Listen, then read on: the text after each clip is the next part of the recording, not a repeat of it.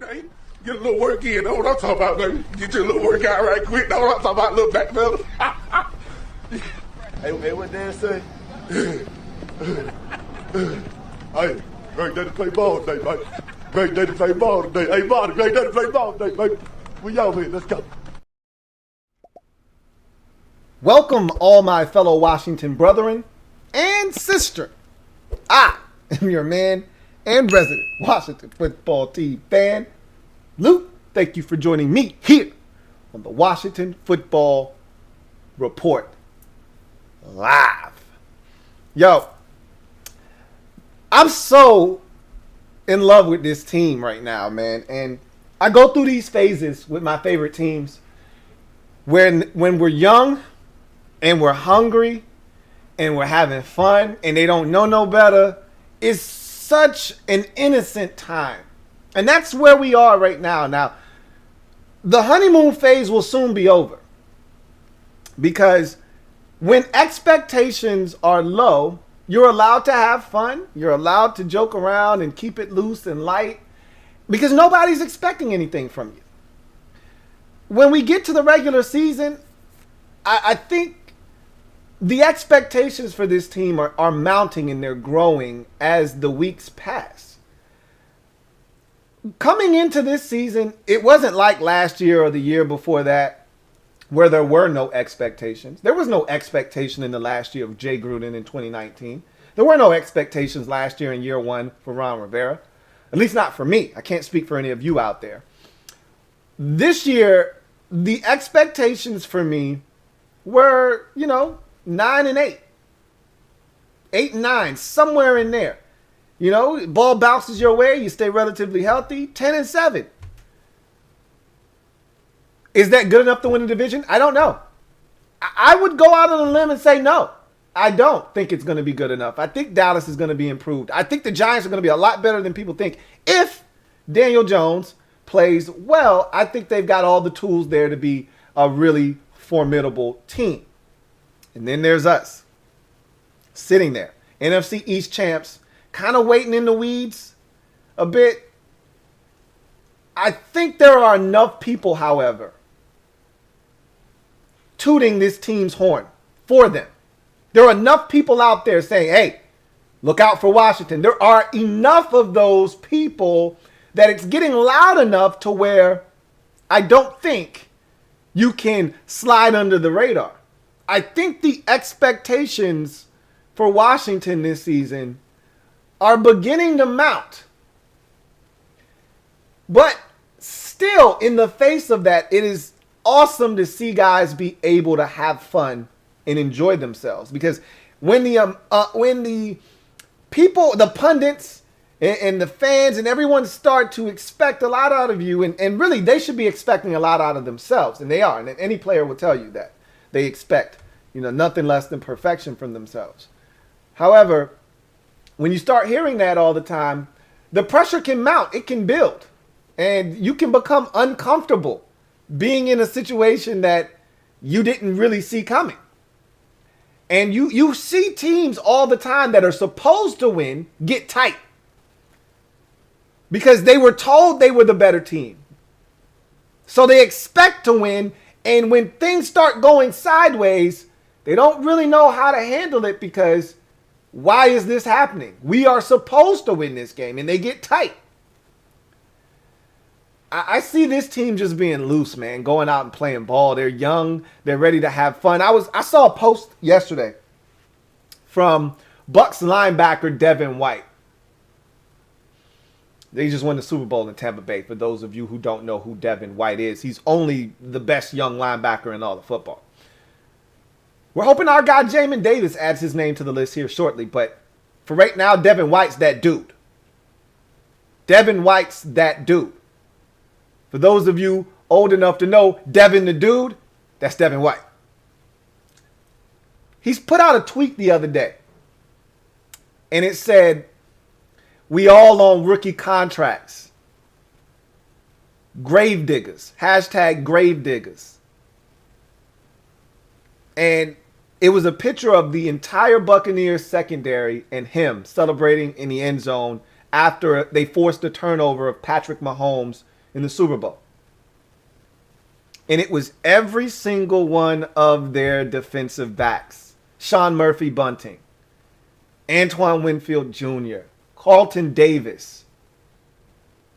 All of them are on rookie contracts. Every single one of them. Their other safety, I can't think of his name right now. He's damn good too.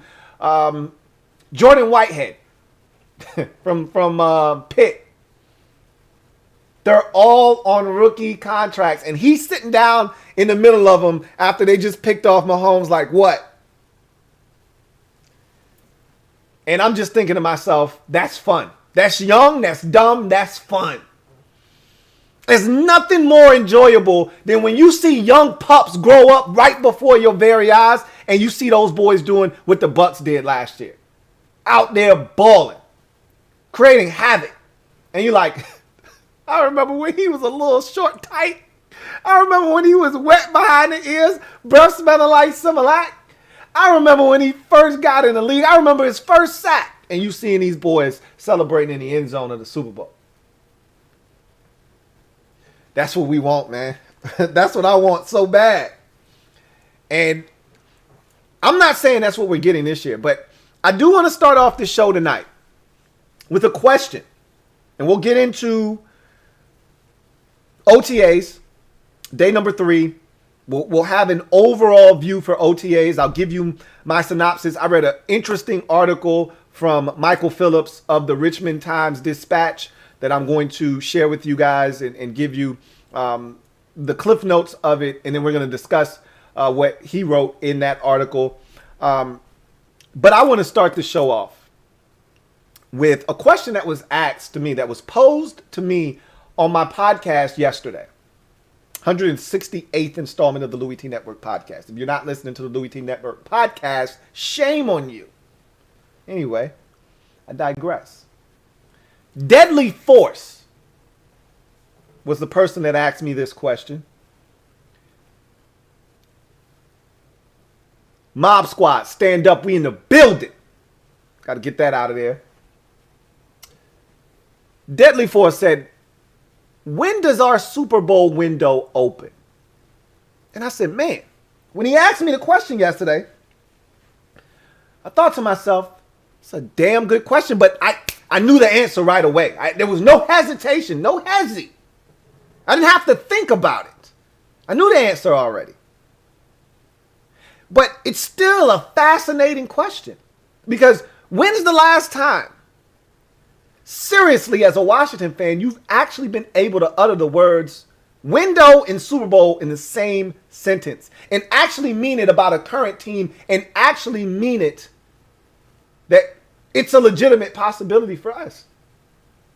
But beyond that, Deadly Force asked the question, and I said, man, it's a hell of a question. But my immediate response in the moment, and it was funny because without thinking, I just blurted it out. The window is now. Stands for one thing. Quarterback. I said the window is now. It's all dependent upon the quarterback position. I didn't tell you anything that you didn't already know. But to actually be able to say those words, hear them come out of your own mouth. Washington football team, Super Bowl, one player away. Let that sink in for a second. I was reading an article. We're going to do this down the road, not this week. May not be next week, but before we get to camp, at some point, we're going to address this. This is my new elephant in the room. I was reading an article the other day, and the article said that the Washington football team has the 8th, count them, 8th best roster in the National Football League heading into 2021. And I said, well, I'll be damned. 8th? And I said, man, I probably could come up with about 10 before you get to us. But then I said, 8th. Think about it. When's the last time somebody said we had a top 10 roster in the league? And I got to thinking to myself, how many times have we said, man, this is a really talented squad. We're going to have to cut some people that are going to play in this league on other teams.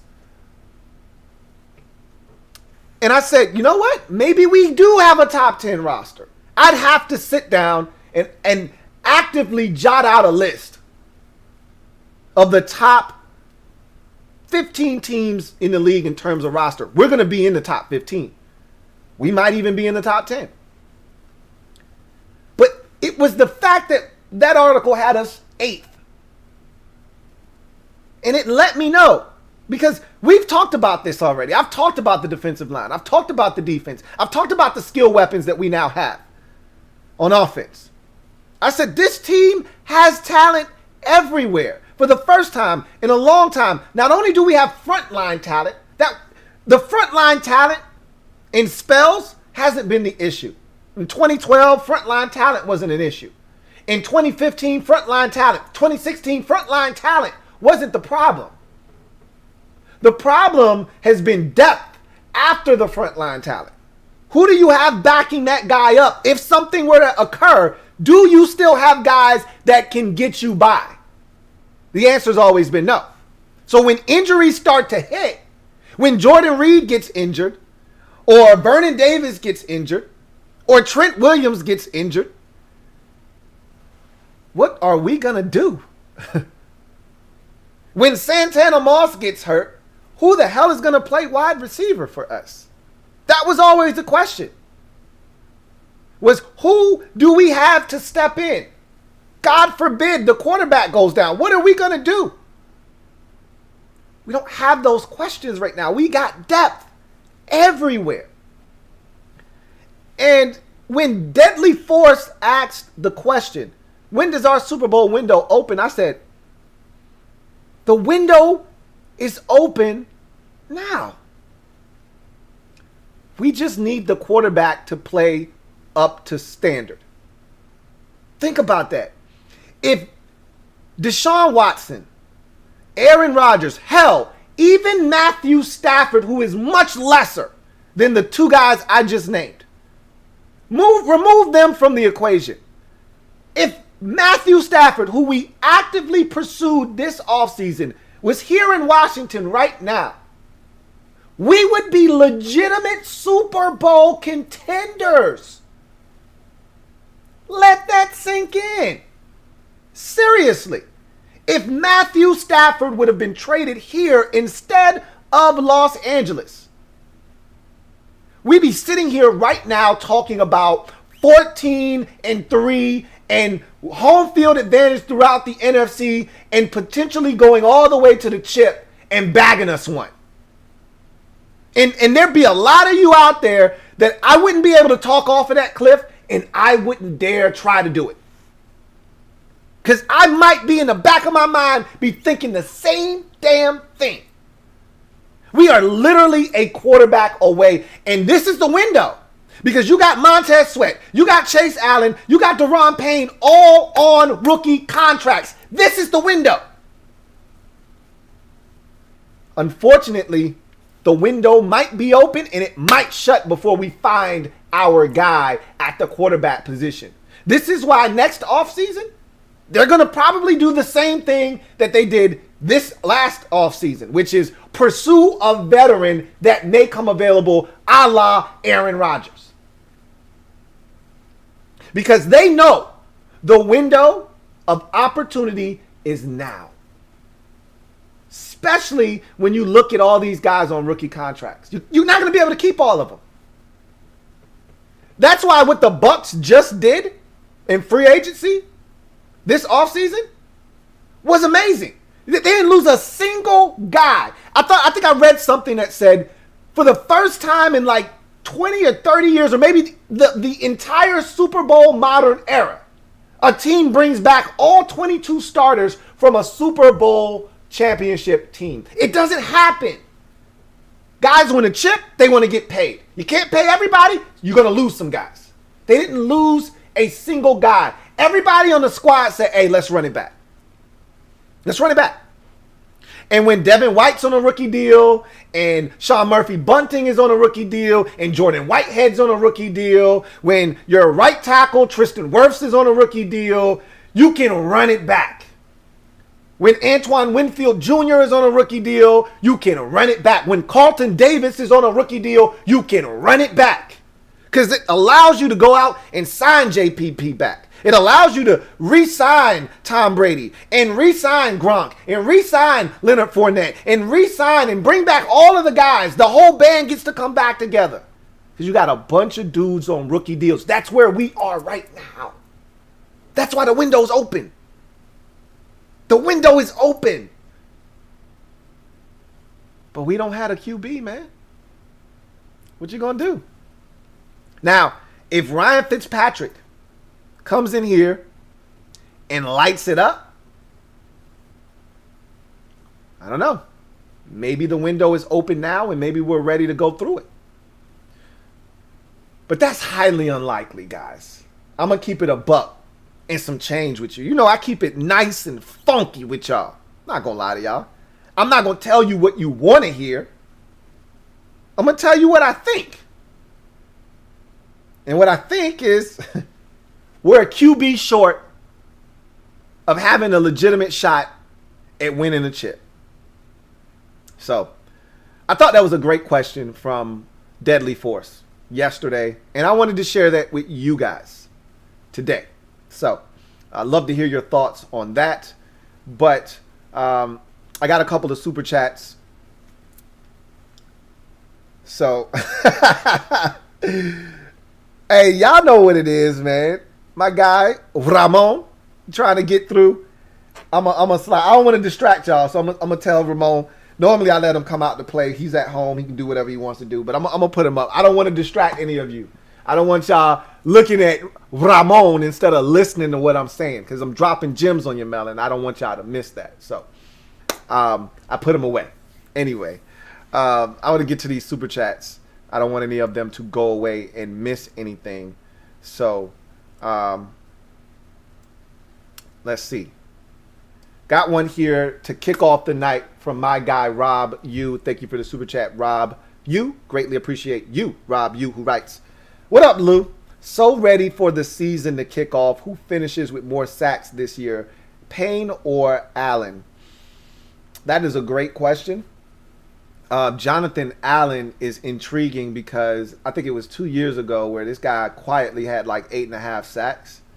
And with the defensive line back intact, I think in obvious passing situations, Daron Payne, I think, will be the guy that they pull off the field, because Ioannidis a lot of times is going to be on the field in those situations. He won't be on the field every single time. But in a lot of those situations, if it's 3rd and 9 and they know the opposition has to throw it, they're going to put Matt Ioannidis on the field because he's our best interior pass rusher. So if it's an even front, which more likely than not is going to be an even front, I think Allen is the other defensive tackle that remains on the field with Ioannidis. And they're going to switch it up. It won't always be Allen and Payne or Allen and Ioannidis. It'll be Payne and Ioannidis at times as well. But and Payne and Allen. But I think more times than not, it'll be Allen and Ioannidis on obvious passing situations to go along with Sweat and Young. So I would say that it'll be Allen. He'll have more opportunities, and he's a guy that is just simply relentless. And so, Chase Young might cause the quarterback to panic, freak out, and then, he runs right into Jonathan Allen. Allen's gotten a lot of sacks just by continuing to hustle, not giving up on plays, and having other guys start the carnage, and he finishes it off. And it goes both ways, because there's times where Allen starts off the carnage and somebody else benefits via a sack because of the work Allen did. So I think when it's all said and done, Jonathan Allen has more sacks on the season than Daron Payne. But, we will see. I think it's going to be a sack party this year. I thought that last year. I feel that way this year. I said last year we were going to lead the league in sacks. I'm probably going to make that definitive statement again. Last year we lost Matt Ioannidis, and I knew with Ioannidis went any chance of leading the league in sacks. But we were still up there in sacks. And that was with a rookie Chase Young and a second-year Montez Sweat. Sweat, I thought, really started to figure it out last year, and I think Young is going to see a lot of the same in terms of an increase in uptick in production.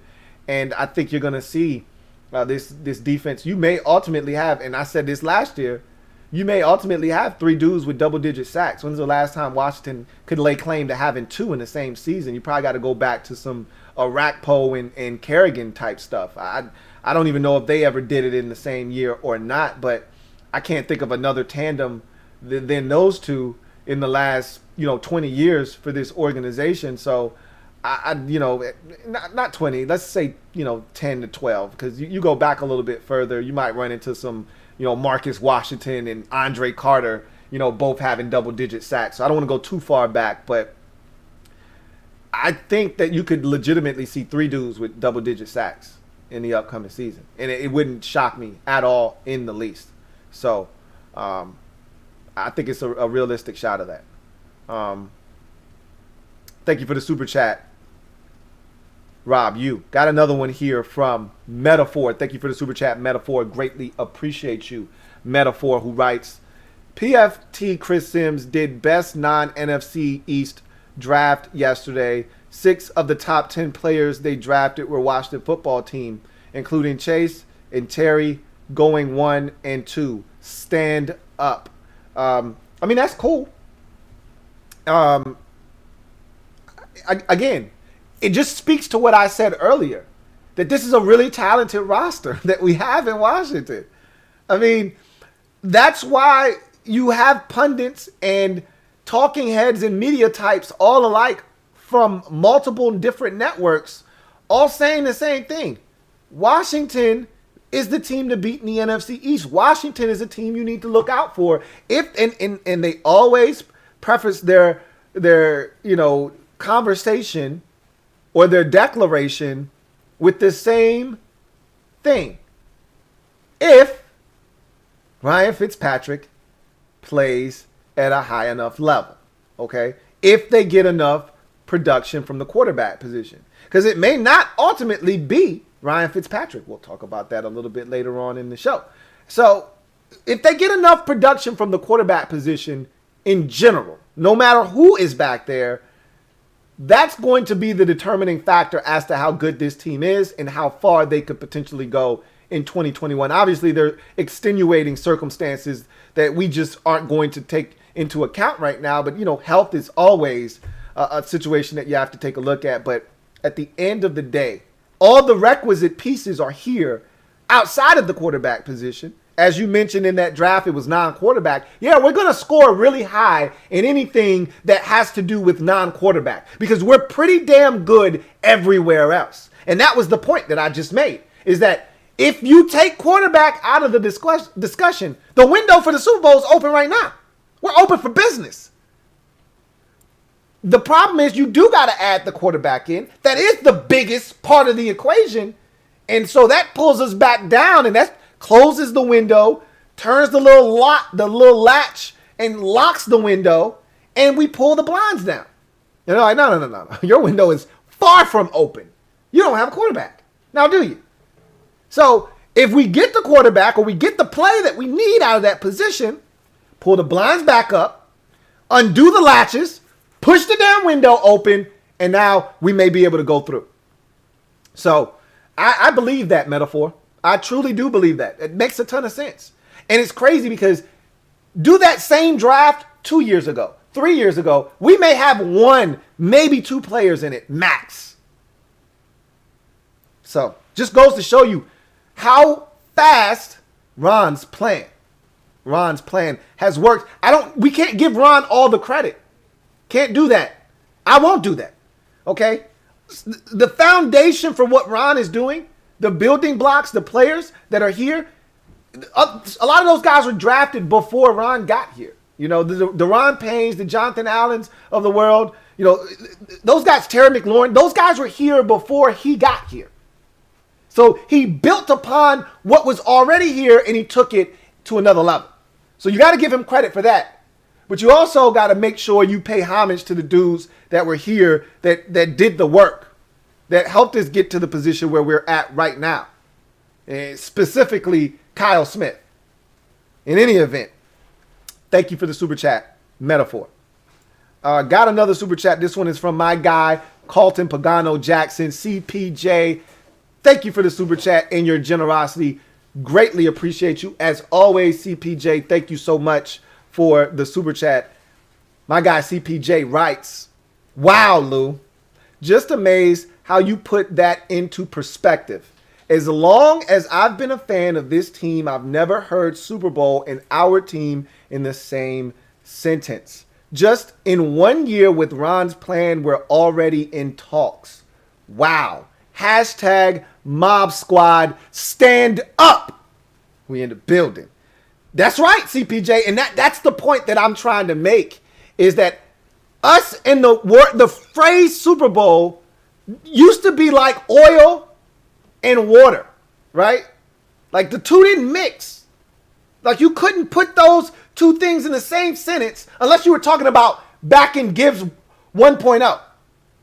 That's the only time that we would talk about Super Bowls. Or we just signed a big name free agent and Snyder and company want to trot out the old Super Bowl trophies to remind people that, hey, once upon a time we did used to win here. We used to run shit around here. Well, those days are long gone. But Ron gets here. He changes things up. He changes the culture. And, you know, you look at this roster and the construction of it.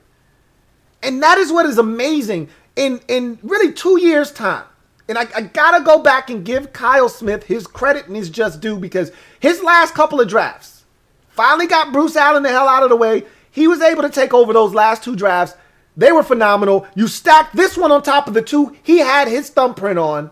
The free agency period last year that Kyle Smith was in charge of was outstanding. The Logan Thomases, the J.D. McKissicks, the Cornelius Lucases of the world, the Peyton Barbers, all of those guys, all right, the Kendall Fullers. He did that.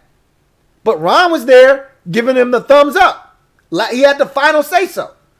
But the foundation was being laid. It was being built. And now you put another strong offseason. William Jackson III and Curtis Samuel. Never, ever trust a man with two first names. And all of these guys that we acquired this offseason. And Charles Leno Jr.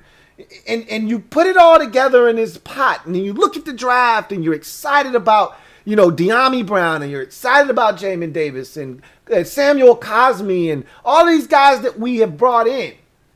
And you look at Cam Curl's rookie season last year and you're excited about year two. And you look at Cole Holcomb going into year three and you're excited about all of these young pieces.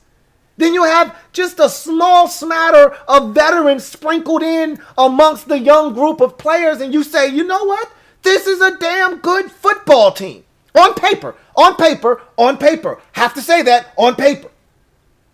Don't want to get carried away because it has to translate onto the field. But on paper, you look at this roster and you say to yourself, could this team win a Super Bowl just looking at it on paper? If Jamin Davis is what we think he is, if William Jackson III comes in and do what we know he's capable of doing, if Kendall Fuller gets back to the level of play we know he's capable of, we figure out some shit at safety, put the right pieces back there. You know the D-line is the D-line. I don't even have to speak about them. You go to the offensive side of football. If Terry continues to be Terry, if Curtis Samuel comes over here, elevates his game, and he was outstanding last year, he comes here and gives us that and then some. De'Ami Brown is showing you the guy can ball. He comes in and gives us what we're looking for. We get more of what we got from Logan Thomas last year. You sprinkle in one of the young fellas, whether it's John Bates or you look at Sammy Reyes, whomever it is, more likely than not, it's going to be Bates. You look at the offensive line, you find 5 guys that can get it done. We think we got 10 dudes that are capable of getting it done on the offensive line. You look at the running back position, we love all our backs. Hell, we think the guy that was undrafted this year, and Jared Patterson, may have a huge impact on this football team and make the team. That's how deep we are. We're talking about undrafted dudes having an impact. I just went through the roster just now, and where is there a weak link? There isn't one. Except at the most important position, quarterback. And so for as excited as you want to get, and as far as you want to take it, you get the brakes put on you quick, fast, and in a hurry. Because it's the quarterback position. So, for me,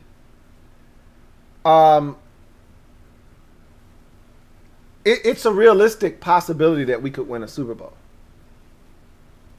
However, more likely than not, we won't. Why? Because we don't have the quarterback to do it. That's why. And let's be honest. Before we start talking crazy, I just wanted to bring that up. I didn't want you guys to think I'm saying we're going to win the Super Bowl or we're a Super Bowl team. Because we're not right now. We're not. What I'm telling you is, if, and I told you, a wise man once told me, if is the biggest two-letter word in the dictionary. What if my head was turned backwards and I could see forward? I understand. If is a big word. If. But if we get what we think we are capable of getting out of the players that we're going to put on the field, and we think all of these guys are super talented, we have a chance to be a really tough team to deal with. But it could all come crumbling down because of one position. It's the most important position. You can't just gloss over that. It's not something that you can circumvent. You can't go around the quarterback position. We can work around them. This ain't 1989. You can't work around the quarterback position. You can't have a strong defense in a run game and expect to work around the quarterback. That's impossible. The 49ers tried to do it. And in the biggest spot in the game, with a receiver wide open inside the 10-yard line with a chance for them to win the ball game, their quarterback overthrew them by 5 yards. At some point, you're going to need that guy to step up and make a play for you. You can run, but you cannot hide. The quarterback is going to have to make a play or two or three for you at some point in the season. And if you don't have that guy, you won't be able to get it done. So you can't deny that right now that's our Achilles heel. And again, it may be our Achilles heel now, and 8 weeks into the season, it may be a strength for us. But the likelihood is we'll be having this conversation again at some point this season where we say, man, this is a good football team, but man, do we stink at quarterback. That's a realistic possibility. And it'd be a damn shame if at some point they can't fix it before the window officially shuts, when you got to start paying these dudes and you lose a couple of them and it's not the same nucleus anymore. So I'm glad I was able to put that into perspective for you, CPJ. And there's a lot of people out there, a lot of fans, that since they've become a fan, Washington and Super Bowl haven't been in the same sentence. And I just wanted to bring perspective. We're not a Super Bowl team yet. But this is a Super Bowl caliber roster, and that's what I'm trying to convey to you guys out there. Sans for the quarterback position. And that in itself is a reason for us to be excited, because we don't know what we're going to get out of the quarterback position. It could be a dud. It could be a stinker. It could be mediocre. It could be awesome. However, we don't know. It's a great unknown right now. And it doesn't necessarily have to be Ryan Fitzpatrick either. Thank you for the super chat, Carlton Bogano Jackson, my guy CPJ. Really, truly do appreciate you. Got another super chat. This one is from Deshaun Taylor. This is the one I was laughing at earlier when I just took a glance down at the screen and it was staring me in my face. My guy Deshaun Taylor, thank you for the super chat. Greatly appreciate you. Writes, yo, that little piece of hair up front trying hard to escape. LOL. Yeah, I put Ramon away. I mean, he's always, especially at these home games, he's always trying to peek out and see who's out there. And I'm like, man, get back in the hat. He's like, nah, man, this is a home game. I'm not supposed to have to hide. I'm like, nah, you're right. But you're a distraction. And when you're a distraction, I got to put you away. So I put him away. No biggie. Thank you for the super chat, Deshaun Taylor. Got another super chat. This next one is from JP, my guy, John Perez. Thank you for the super chat. Greatly appreciate you. JP writes, been telling my Eagles fan friend that Washington was going to be division champs again, but he has Philly winning the division. Hashtag homerism. I mean, but that's what you're supposed to do this time of the year. Ask a Jacksonville Jaguars fan what they're going to do this year. They'll tell you, and we win in the South. If they're delusional, they might be right. He might be right. Herb comes in year one. Trevor Lawrence comes in year one, and they tear shit up. It could happen. But that's why I said it's the most wonderful time of the year. This is the most wonderful time of the year for any fan of an NFL team. Because this is the time of the biggest four-letter word that exists in all of sports. Hope. Everybody's got it this time of the year. You can't tell Bears fan right now that they don't have a shot. You can't tell Vikings fan that they don't have a shot. You can't tell Eagles fan that they don't have a shot. You can't tell Browns fan they don't have a shot. Hell, you can't even tell Bengals fan right now that they don't have a shot. They say, hey, Burrow's healthy again with Jamar Chase and all the weapons we got. Joe Mixon healthy. Why not us? Everybody's got a chance this time of the year. Your Eagles friend, you can't convince him otherwise, and you shouldn't try to. You know, obviously that's your boy. Y'all gonna talk shit back and forth. That's what friends do. But it's rare that you get another friend that happens to be a family member in the division that's just going to concede before the season even starts. We get 8 weeks in and your team stinks, then yeah, you can concede at that point. But before the season starts, it's hard to get another fan of a family member to concede that you're the better team in the division. Unless you know your team stinks. Last year or the year before last, I was willing to concede. Dallas, Eagles, they're better than us, period. We don't want the smoke. I didn't know Dak Prescott was going to get hurt. Couldn't have predicted that last year.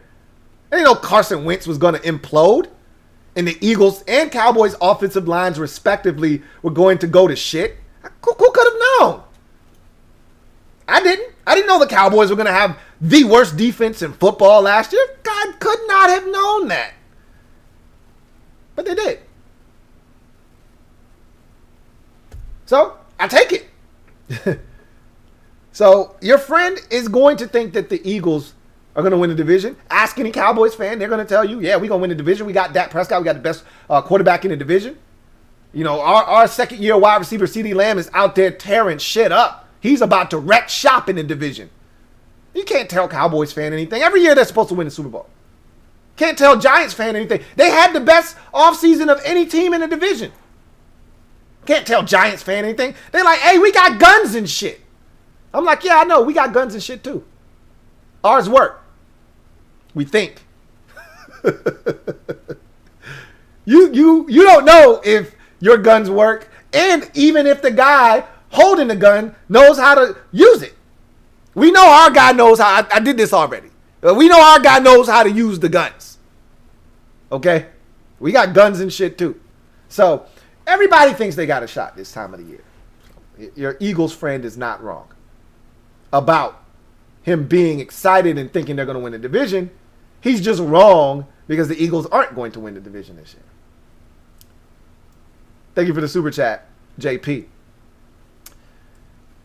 Joshua Farish, thank you for the super chat. Greatly appreciate you. Joshua Farish, who writes, do you think we will use Curtis Samuel as a running back like the Panthers? It will essentially be like having a fourth, fifth running back option. Excuse me. So, we're going to use him in different ways, in a variety of ways. And it's already been made known by offensive coordinator Scott Turner, running backs coach Randy Jordan. Curtis Samuel himself says, yeah, I'm going to be used in a variety of ways. Nobody's giving out any information right now, nor should they. And so everybody saw Curtis Samuel last year and what he was able to do and how he was utilized. Yes, some of it was by necessity. It wasn't by design. It was because Christian McCaffrey got injured and they didn't have anybody explosive back there. You know, Mike Davis was really good, but he's not explosive. So they needed to add a bit of explosion back there, and that's why they put Curtis Samuel, who was a high school running back, and he said it this year. I was more comfortable coming into the NFL as a running back. That's what I played in high school. Played a lot of it at Ohio State, even though they used him as a weapon. I'm more comfortable in the backfield. It's more natural to me. So I think everyone got a real sense for, hey, man, this guy actually can do it. He's got a feel for it. So, yeah, he's going to get some touches in the backfield, but we got backs. We got dudes that we want to get the rock back there. So it's not going to be as frequently as it was last year for Carolina because we got stuff back there. But are they going to move him around? Is he going to get touches out of the backfield? You're damn right he is. As far as him being a fourth or fifth running back option, running backs coach Randy Jordan already kind of said, yeah, like we got dudes though. You know, we got like 5 dudes in the backfield right now going into camp that they really love. You know, Antonio Gibson obviously and J.D. McKissick are your two, workhorses. McKissick led the team in receptions last year, so who expected that, right? And obviously, you had Peyton Barber last year. He slimmed down and is in great shape, and they love Jarrett Patterson, man. The grin on running back coach Randy Jordan's face when talking about Jarrett Patterson was ridiculous, and he's usually reserved, but he was really excited when he started talking about Jarrett Patterson. And you still got the wily vet, Lamar Miller, even though I don't think it's Miller time anymore. So they don't have to stick him back there, but they will give him the occasional carry, and they will switch things up. But that's not something we need to be overly concerned about or with because we got dudes for that. It's going to be interesting to see all of the different ways they try to use Curtis Samuel, and that's going to be one of them, though, for sure. Thank you for the super chat, Joshua Farish. Got another super chat. This one is from Landry Balbin. Thank you for the super chat, Landry Balbin. Greatly appreciate you, my guy. Landry writes, hey, Louie, wide receiver making the team. Terry, 1. Curtis, 2. Diami, 3. Cam, 4. Adam, 5. Harmon, 6. That's 6 receivers. If you say AGG makes the team, then who doesn't in this list? That's simple. It'd be Harmon. Would be the odd man out. Now, the only problem that I have found with this list, and I think this is the perfect time to talk about this, is in camp, day number 3, and throughout the week, this past week, in mandatory minis, Ron Rivera and special teams coordinator Nate Kazar made it a point of emphasis to separate the receivers that they felt like could return punts and had them do that. There were 4 guys in particular that they sequestered essentially to punt return duties to figure out which one of these guys could be the leader in the clubhouse heading into training camp. DeAndre Carter, who they signed in the offseason, who they really, really like. And I think they like him even more so as a receiver, not just a punt returner, but that's what he's really good at, is returning kicks. So DeAndre Carter, Steven Sims Jr., you've got Isaiah Wright, and you got the 7th round rookie, Dax Milne. Okay? So in my mind, I could be wrong. This could mean something. This could mean nothing. In my mind, by them separating those 4, they're essentially saying one of these guys from this group is going to make the team based off of his ability to play special teams. Because let's be frank. If we're carrying 6, how often was it last year that the 5th receiver was getting run on the squad last year? We dressed 5 every week last year. You know, there may have been a time or two where we dressed 6. But for the most part, how many formations do we come out in where there are 5 receivers or they're mixing in that 5th guy? Not many. We stay in 11 personnel a ton.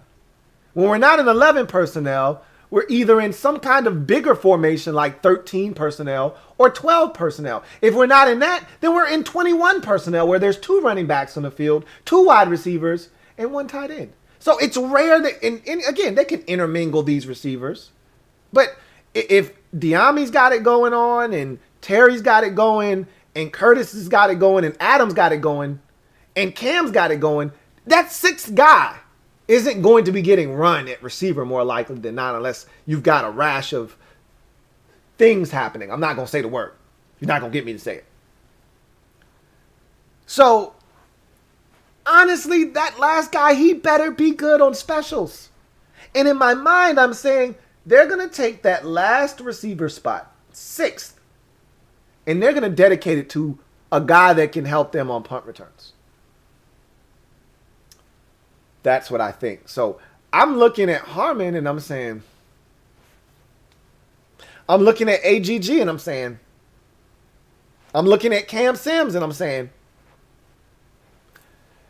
obviously, there are 2 different groups. There's the punt return group that I just referenced, Isaiah Wright, Dax Milne, DeAndre Carter, Steven Sims Jr., and then there's another group. That group features Cam Sims, Kelvin Harmon, and AGG. And I think you have those 2 separate groups. You're going to take 1 guy from punt return group, and you're going to take 1 guy from big-ass receiver group. In that equation, you could walk away with 2 dudes that you want on the team in AGG and Harmon, not on the team. That's crazy to think. But it's legitimate. That's where we are right now. That's how much talent we have at receiver. That's a great problem to have. So, those are your 6 receivers. Those are not my 6 receivers. But of that group, if I had to take 1 guy out, it'd be Harmon. I think they really like Cam Sims. I think they really like Cam Sims. And trust me when I tell you, even though he didn't show a lot last year because he was injured, if we cut AGG, we will not get him back. We may get Kelvin Harmon back. Remember, he lasted all the way to the 6th round. Nobody saw him last year. We may be able to get Kelvin Harmon back. Now, again, the preseason will tell the story. If either one of those guys balls in the preseason, you can't sneak those guys through to the practice squad. But all it takes is 1 GM out there that liked AGG coming out of Liberty. Liberty, Liberty, Liberty, Liberty.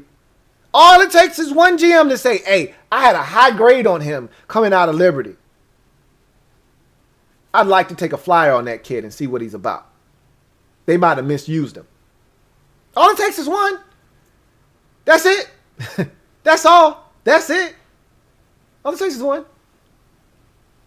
So, trust me when I tell you that the likelihood is we may get 2 or 3 of these receivers back on the practice squad, but it won't be AGG. It might not be Kelvin Harmon. It may be the ones we really don't care for, like Isaiah Wright and Steven Sims Jr., but it won't be the big guys, more likely than not. And so that's where the dilemma kind of comes into play. Like,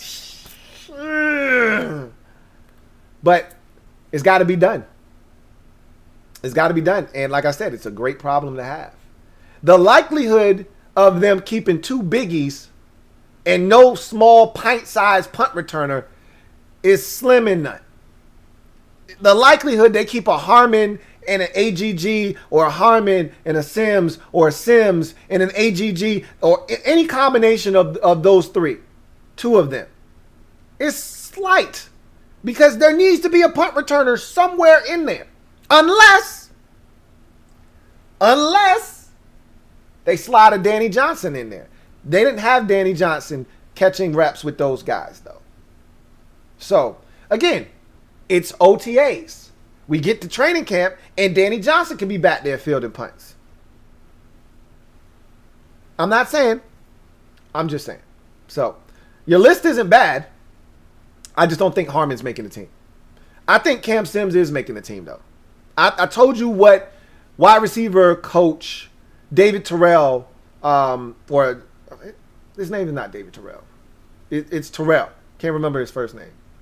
But I don't think it's David. Let me see. I might have it around here somewhere. Yeah, I do. It's Drew Terrell. That's his name. Drew Terrell. He already told me all I needed to hear about Cam Sims. Barring any kind of catastrophe, Cam Sims is making his football team. So, I think you got 5 out of the 6. I just don't think Harmon is that final guy, personally. But I digress. Thank you for the super chat, Landry Balbin. Rob U. Thank you for the super chat, Rob U. Double up. Thank you for doubling up, Rob U. Greatly appreciate you. Rob U writes, you think Kelvin Harmon can bounce back and be that big physical outside wide receiver while Curtis Samuel plays primarily in the slot? I do think that Harmon is back to 100%, but from all accounts, he's back out there moving around at a high rate of speed. There is no limp or anything, no setbacks, nothing. He's all systems go. As far as him doing enough to unseat one of the guys that's already there, and here's the problem when you don't play in the NFL for a whole year, is that you give other guys an opportunity that they would not have had you been healthy. If Harmon is healthy last year, we don't see Cam Sims in the role that he was in. Hell, if AGG was healthy, I don't think Cam Sims gets as many reps as he got. Remember, Cam Sims was invisible when the season started. They were going with Dontrell Inman and AGG early in the season. And it wasn't until Inman, they realized, okay, he's kind of soft and he doesn't help us in the run game at all. All right, we're going to back off of him a little bit. And then they said, all right, AGG, you up. And then he got injured, and they was like, all right, Sims, shit, we ain't got nobody else. You get in there. And he stuck. He made plays, and they was like, okay, we might have something here.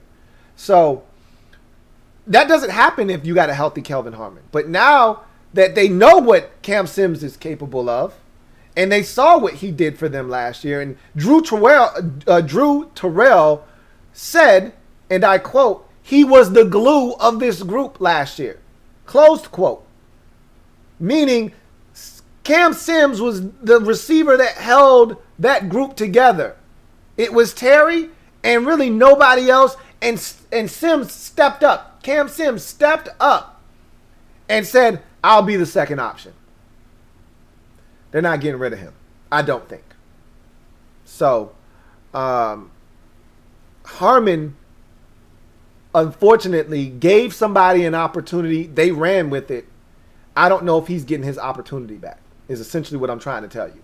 And that's why guys don't like other guys to take their reps. That's why Tom Brady, even though he's the GOAT, when he got that Deflategate suspension, he was so pissed because he didn't want Jimmy Garoppolo taking his reps because he sees this young Thundercat out here playing ball and winning games for the Patriots, and it may get him ideas that, hey, we can get rid of Tom's ass. And remember, Belichick wanted to get rid of Brady and give Garoppolo the job. And that's what Brady feared. Even though he's the greatest of all time, he feared another man taking his reps, which ultimately could lead to that man taking his job. That's how the NFL works. That's why players don't want other guys getting their reps. I don't want you to find out that this guy is a lot better than you thought. For Kelvin Harmon, that's what happened with Cam Sims last year. So I don't think he's getting his spot back, personally. He's going to have to bust his ass and not only outwork and outshine those guys, but they've also got to really stink it up, whether it be because of unforeseen circumstances or they just not having a great camp in preseason. But they saw what Cam Sims did when the lights were its brightest last year. So they know he's capable. They don't know what AGG is capable of.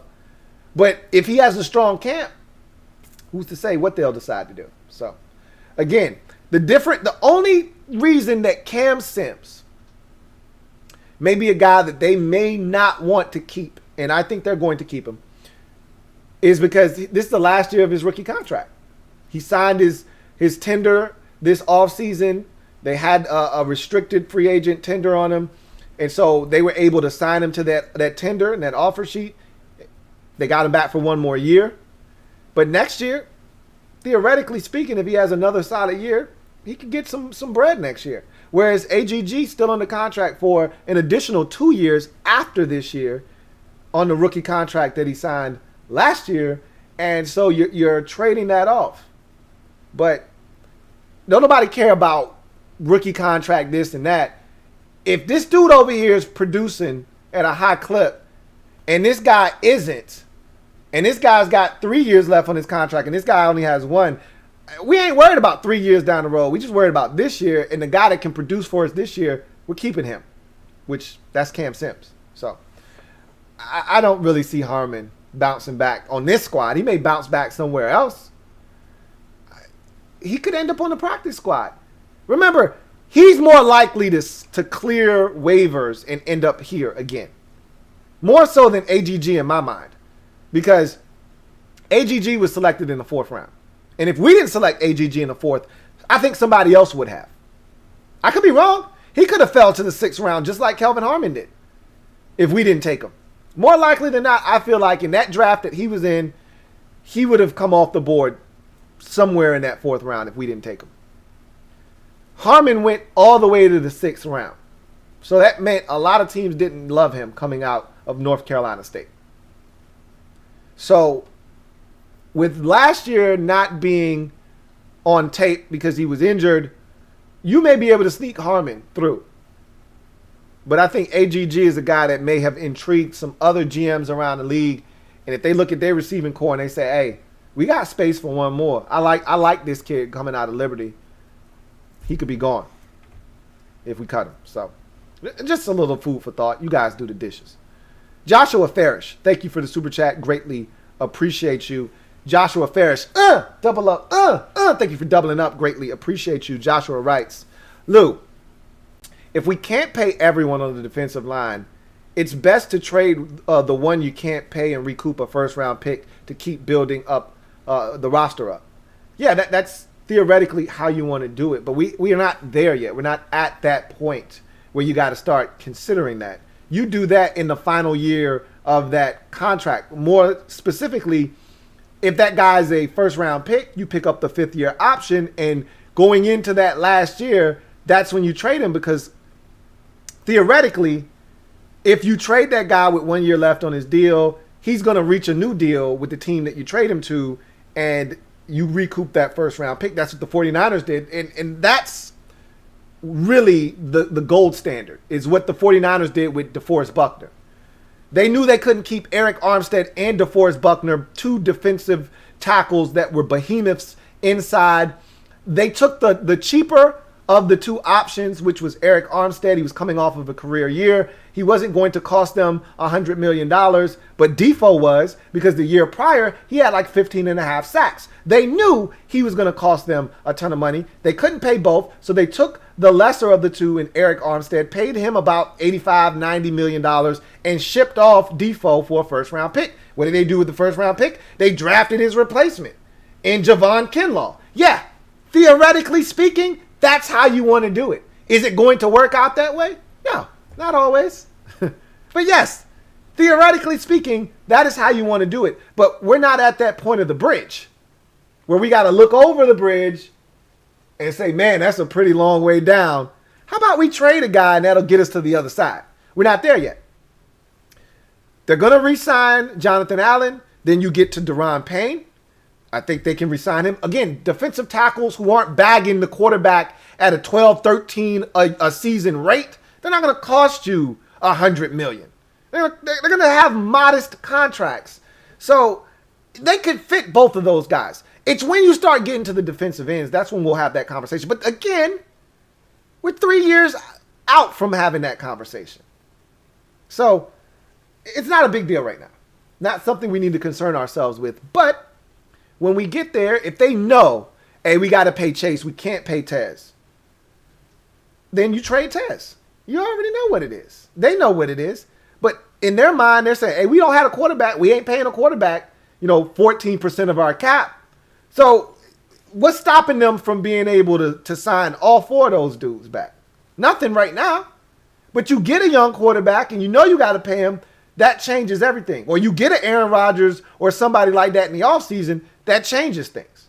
But until we do that, if Taylor Heineke and Kyle Allen are the best quarterbacks we have on the roster and the guy that is starting is only making $10 million, then you should be able to sign all 4 of your guys back. We don't want that to be our quarterback position 3 years from now, though. And that's why this conversation we're having right now is really a moot conversation, because so much can happen between now and then that will alter the perception of whether we can sign back all 4 of these first-round pick defensive linemen or not. So we'll see what happens. John Perez, my guy JP, double up, thank you for doubling up, JP. Greatly appreciate you. John Perez writes, remember when I said Young and Sweat were going to be Dexter Manley and Charles Mann 2.0? Fast forward a year or 2 later, and it sure looks like it. That was the goal when they drafted them in back-to-back years, is that they be a formidable twosome like Manley and Mann. So you're hoping that we could recreate the Eminem sack factory here in Washington. It'd be great to do that. But those young boys are going to have to go out and earn it. Nobody's going to give it to them. And we know Chase is going to see a steady diet of double and triple teams. And other dudes are going to have to step up and make them pay. If Ioannidis and Allen and Payne and Sweat aren't bagging the quarterback and making them pay for giving up one-on-one matchups, then they're going to keep doubling Chase and keep triple teaming Chase. And they're going to take him out of the game, and he's not going to be able to reach his apex. It's a lot easier to dominate a game from inside like Aaron Donald does, because there's only so many things you can do inside to stop a guy, right? Outside, when you're on an island, there's a lot of things I can do. I can send the running back out there. I can send the tight end on his way out to chip. I can have the tight end just stay out there and just double team your ass. Inside, a quick swim off the line of scrimmage, and they're supposed to be doubling you. The center and the guard is supposed to be responsible. Aaron Donald, off the line of scrimmage, swim move, and he's inside both of those guys, just like that. And they're thinking, I don't need to dedicate a running back there. I got 200-300 pounders with 4 eyeballs on one guy. I shouldn't have to dedicate a running back. But he just jumped in the air and split them with the quickness. Now he's at the quarterback. What you going to do? Chase Young can't do that. He can jump through a double team of the tackle and the tight end, and a running back could still be waiting on him. Same thing could be said for inside, but it's less likely that they're going to have the running back watching a guy that's already going to be double teamed. So I said all of that to say this. They've got to take advantage of one-on-one opportunities to give Chase his fair share of one-on-one opportunities. And when Chase gets those opportunities, he's got to take advantage of it. So, yeah, we could have that here in Washington with the guys that we have assembled on this roster. We could definitely have that for sure. Thank you for the super chat, JP. Got another one here from Will Morris. Thank you for the super chat, Will. Greatly appreciate you. My guy Will Morris writes, I believe that if you build a team the right way, you don't need a great quarterback. See Gibbs 1. None of the 3 were superstars, not by a long shot, just competent. Ron's plan. The only thing I say to that, Will, and you're right about Gibbs 1.0, he won 3 Super Bowls with 3 different quarterbacks. Here's the problem. Those days are gone, long gone. Okay, Will? And I made that point earlier. Where I said this isn't 1989. You can't win despite your quarterback anymore. And not to say that those guys were hindrances. You know, Doug Williams at the time of that Super Bowl set a Super Bowl record for the most touchdowns, passes in a quarter. That probably is still active right now. It may be, it may not be. We've had so many explosive Super Bowls, you know, with the 49ers and the Cowboys in the 90s that they may have shattered that by now. But Joe Theismann was once a league MVP. The year that we didn't win the Super Bowl, when we lost to the Raiders, he was the league MVP. So it's not like those guys are trash. It just happened to be three different guys. And Rippon threw the hell out of the deep ball in 91. Better than any other quarterback. However, those guys, as you mentioned, except with the exception of Theismann, I thought Theismann was outstanding. Again, you don't win the league MVP by accident.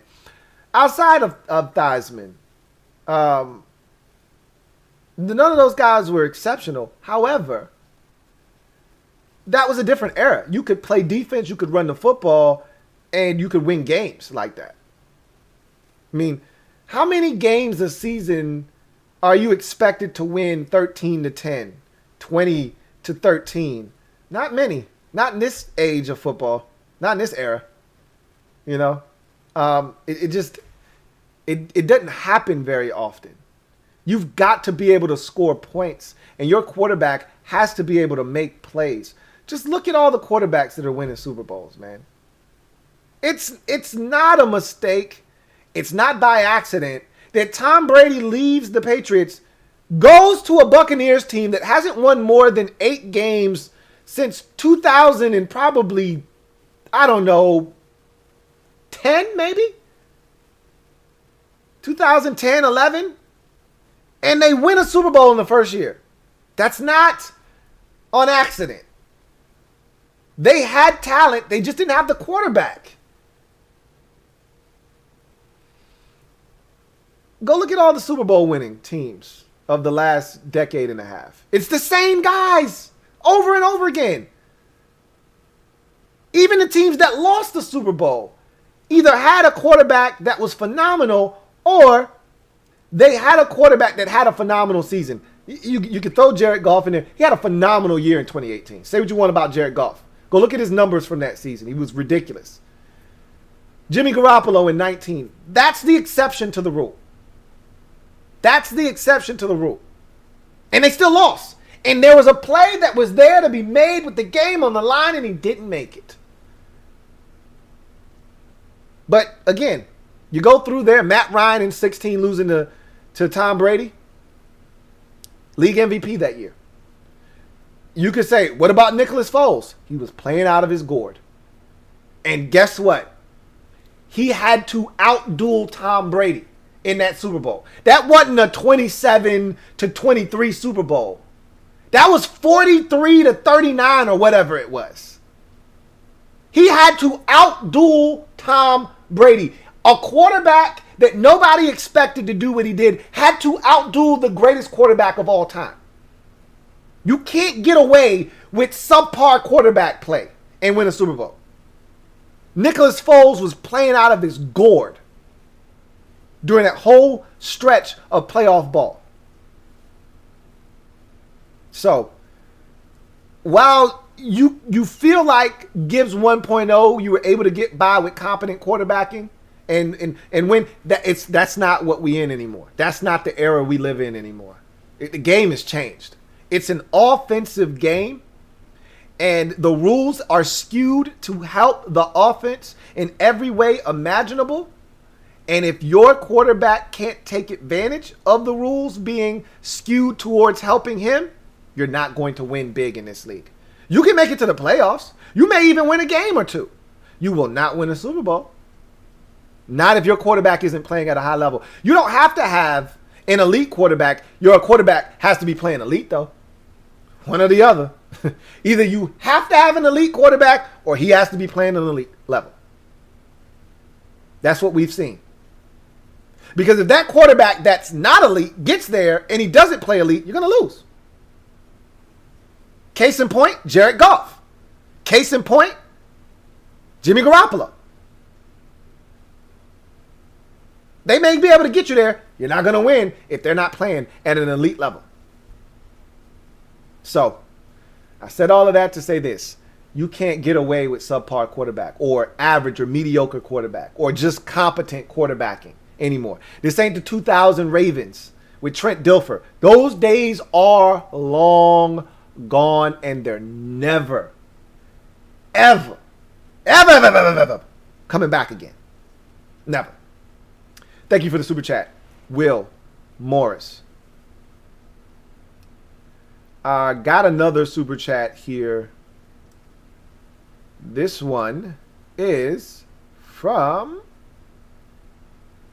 Fat American. Thank you for the super chat, Fat American. Greatly appreciate you. My guy, Fat American, writes, Cowboys fan told me that Ron inherited a better situation than Mike last season. Made every excuse for him. No offseason injuries, bad defensive tackle, etc. Yeah, that's garbage. That's a load of crap, if I've ever heard it. Ron Rivera inherited a mess in Washington. Now, Jerry Jones is a walking mess in Dallas.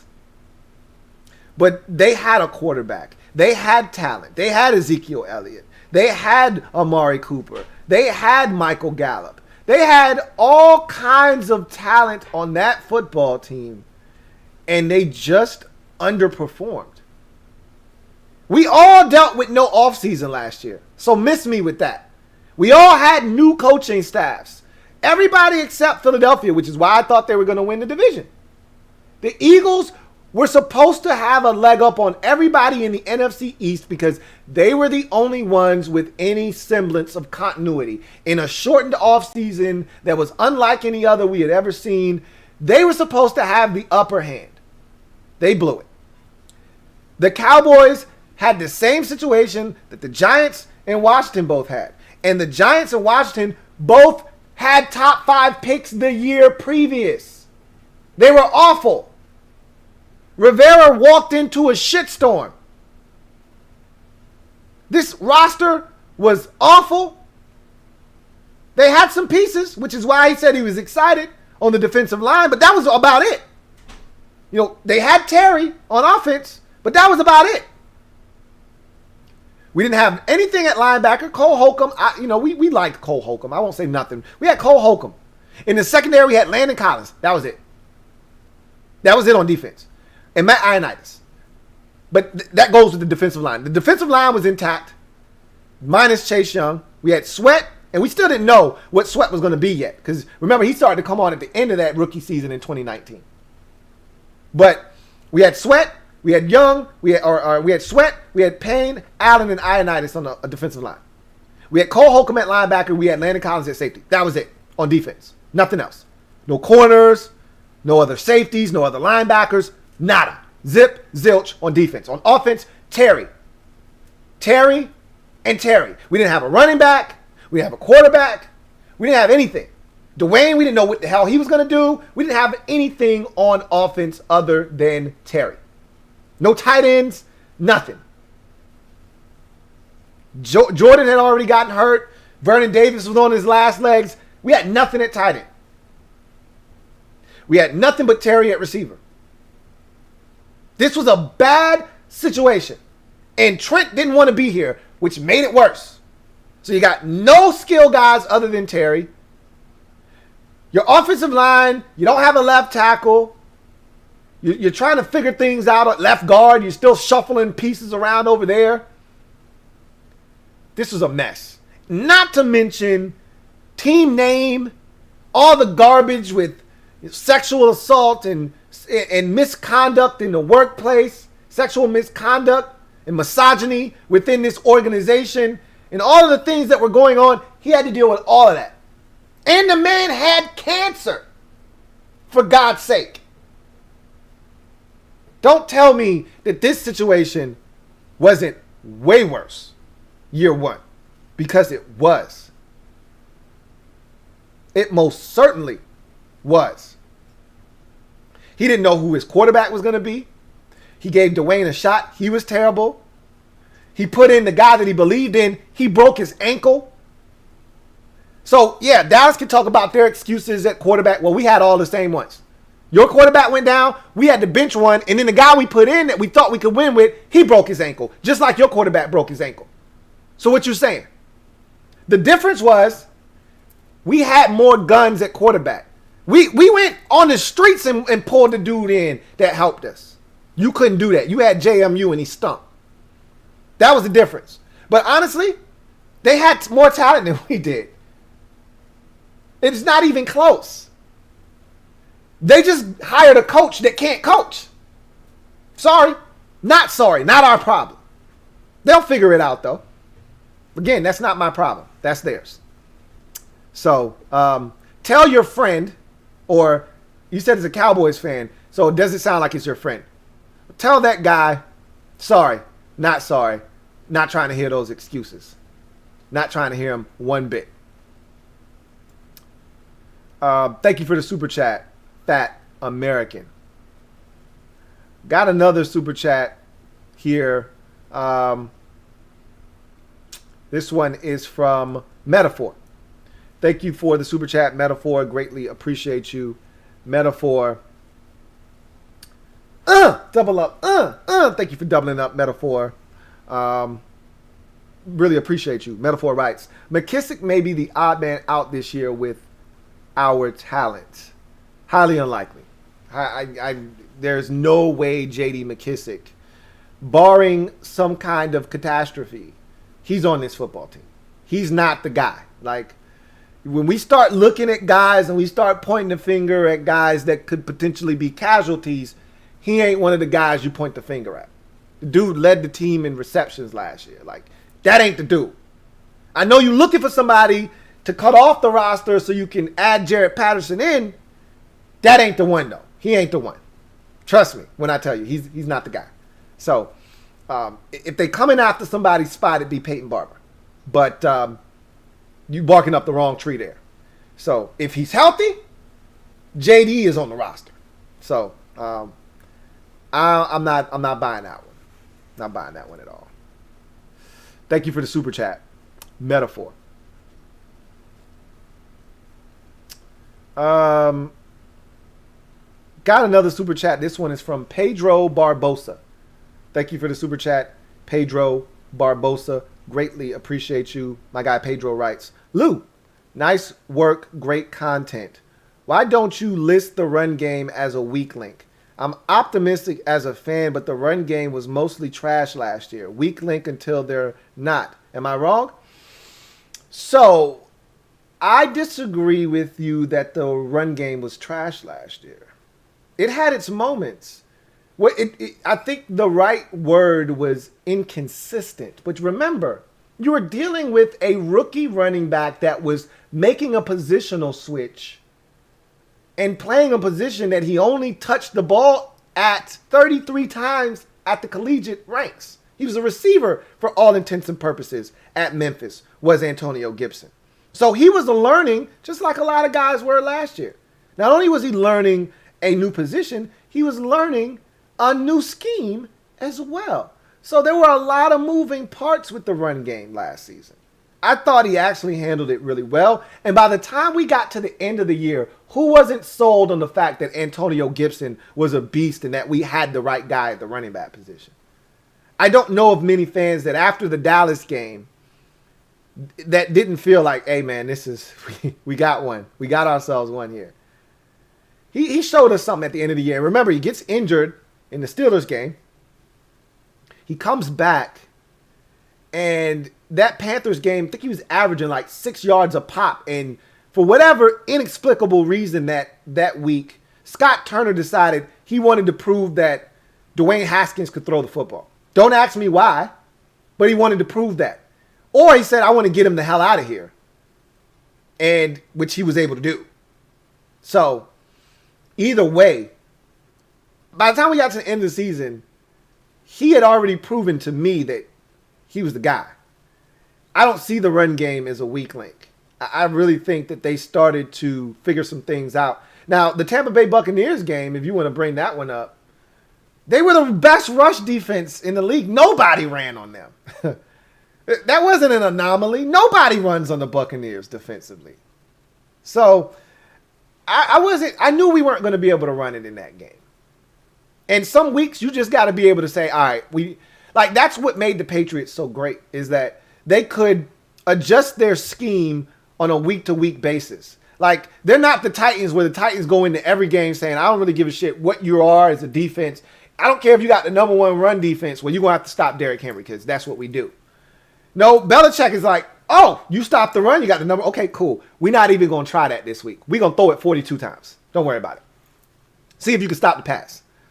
Oh, you can't. Oh, you got the number one pass defense. All right. Well, we're going to run it 44 times then. Stop the run. Good luck with that. You got to be. And I thought Scott Turner did a good job of that last year. When we couldn't run it, he said, all right, we're going to throw it. But I thought the run game was solid. It was inconsistent early. I thought late in the season it got really good. So I don't think the run game is a weak link. I don't think it's a weak link. I think, and I told you what Randy Jordan, running backs coach, said about Antonio Gibson. He said Gibby is really starting to get it. He said there was a run in practice on Tuesday. The first day of mandatory minis, where he said he pressed and he pressed and he pressed the line of scrimmage, I should say, excuse me. And he was able to turn the corner because he was patient and he let the play develop. And he was able to turn the corner and get 5. Last year, he would have cut it back and it would have been a minimal gain of 1, maybe 2. You know how big of a difference it is between a 1 or 2 and a 5-yard run? You know how big of a difference it is? That's the difference between 2nd and 5 or 2nd and 9 or 2nd and 8. That's a massive difference. It's the difference between 3rd and 1 and 3rd and 5 or 6. It's a massive difference. He's learning. He's getting a better feel for the position. I really think we're just fine, A-okay, at the running back position and in the run game as a whole. We're not a ground and pound. We're not a physical road grading offense that's going to, ground our opponent into oblivion. We're not going to pound anybody into submission with the run game. I know a lot of you lust for the years of the Hogs, and you thirst and you want that again. It ain't coming back, and that's okay. Think what we have in the run game is solid. So, thank you for the super chat, Pedro Barbosa.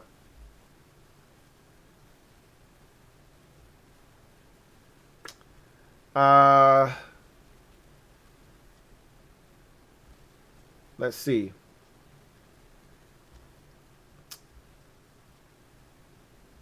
I think I got another super chat, and I do.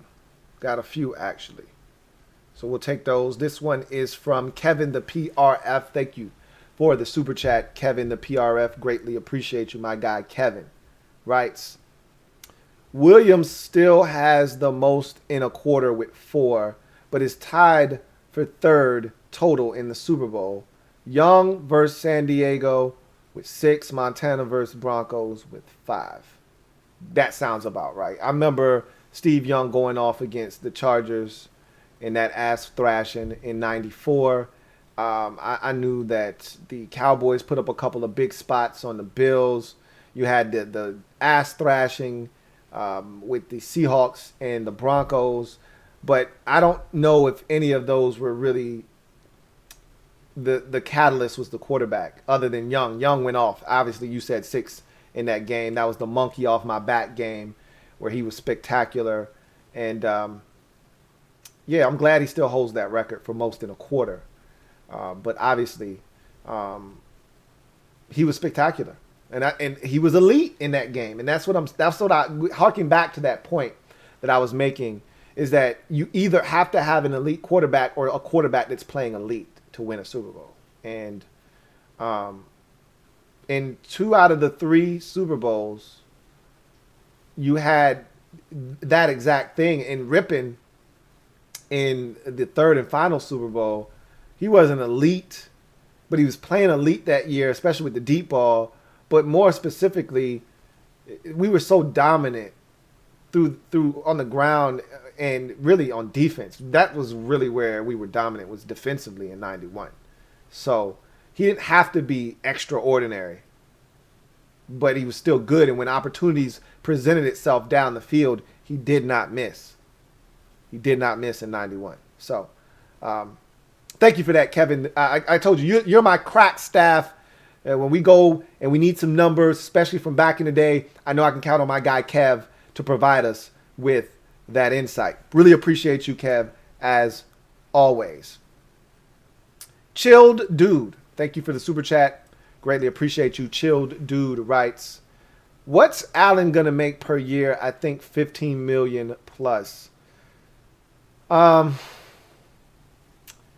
It's interesting because I read that the salary cap is supposed to jump to like 208 next year, more likely than that. And I think I would have to see. 15 sounds like way too much for a guy of Jonathan Allen's stature. You know, when we start talking contracts, it's all about numbers, you know, and the numbers is essentially what ups the price. He doesn't have a double-digit sack career season in his career. He isn't, a big tackles for loss guy, but you know there's value there. I think 15's a bit high though. I'm thinking, and I'd have to look to see what other guys are getting that are similar players and what their contracts look like. But I mean, when you say that, could I see him getting a 4-year, $60 million deal? Yeah, I could see that. That's 15 per. Sounds like a lot for him, but that's probably the going rate.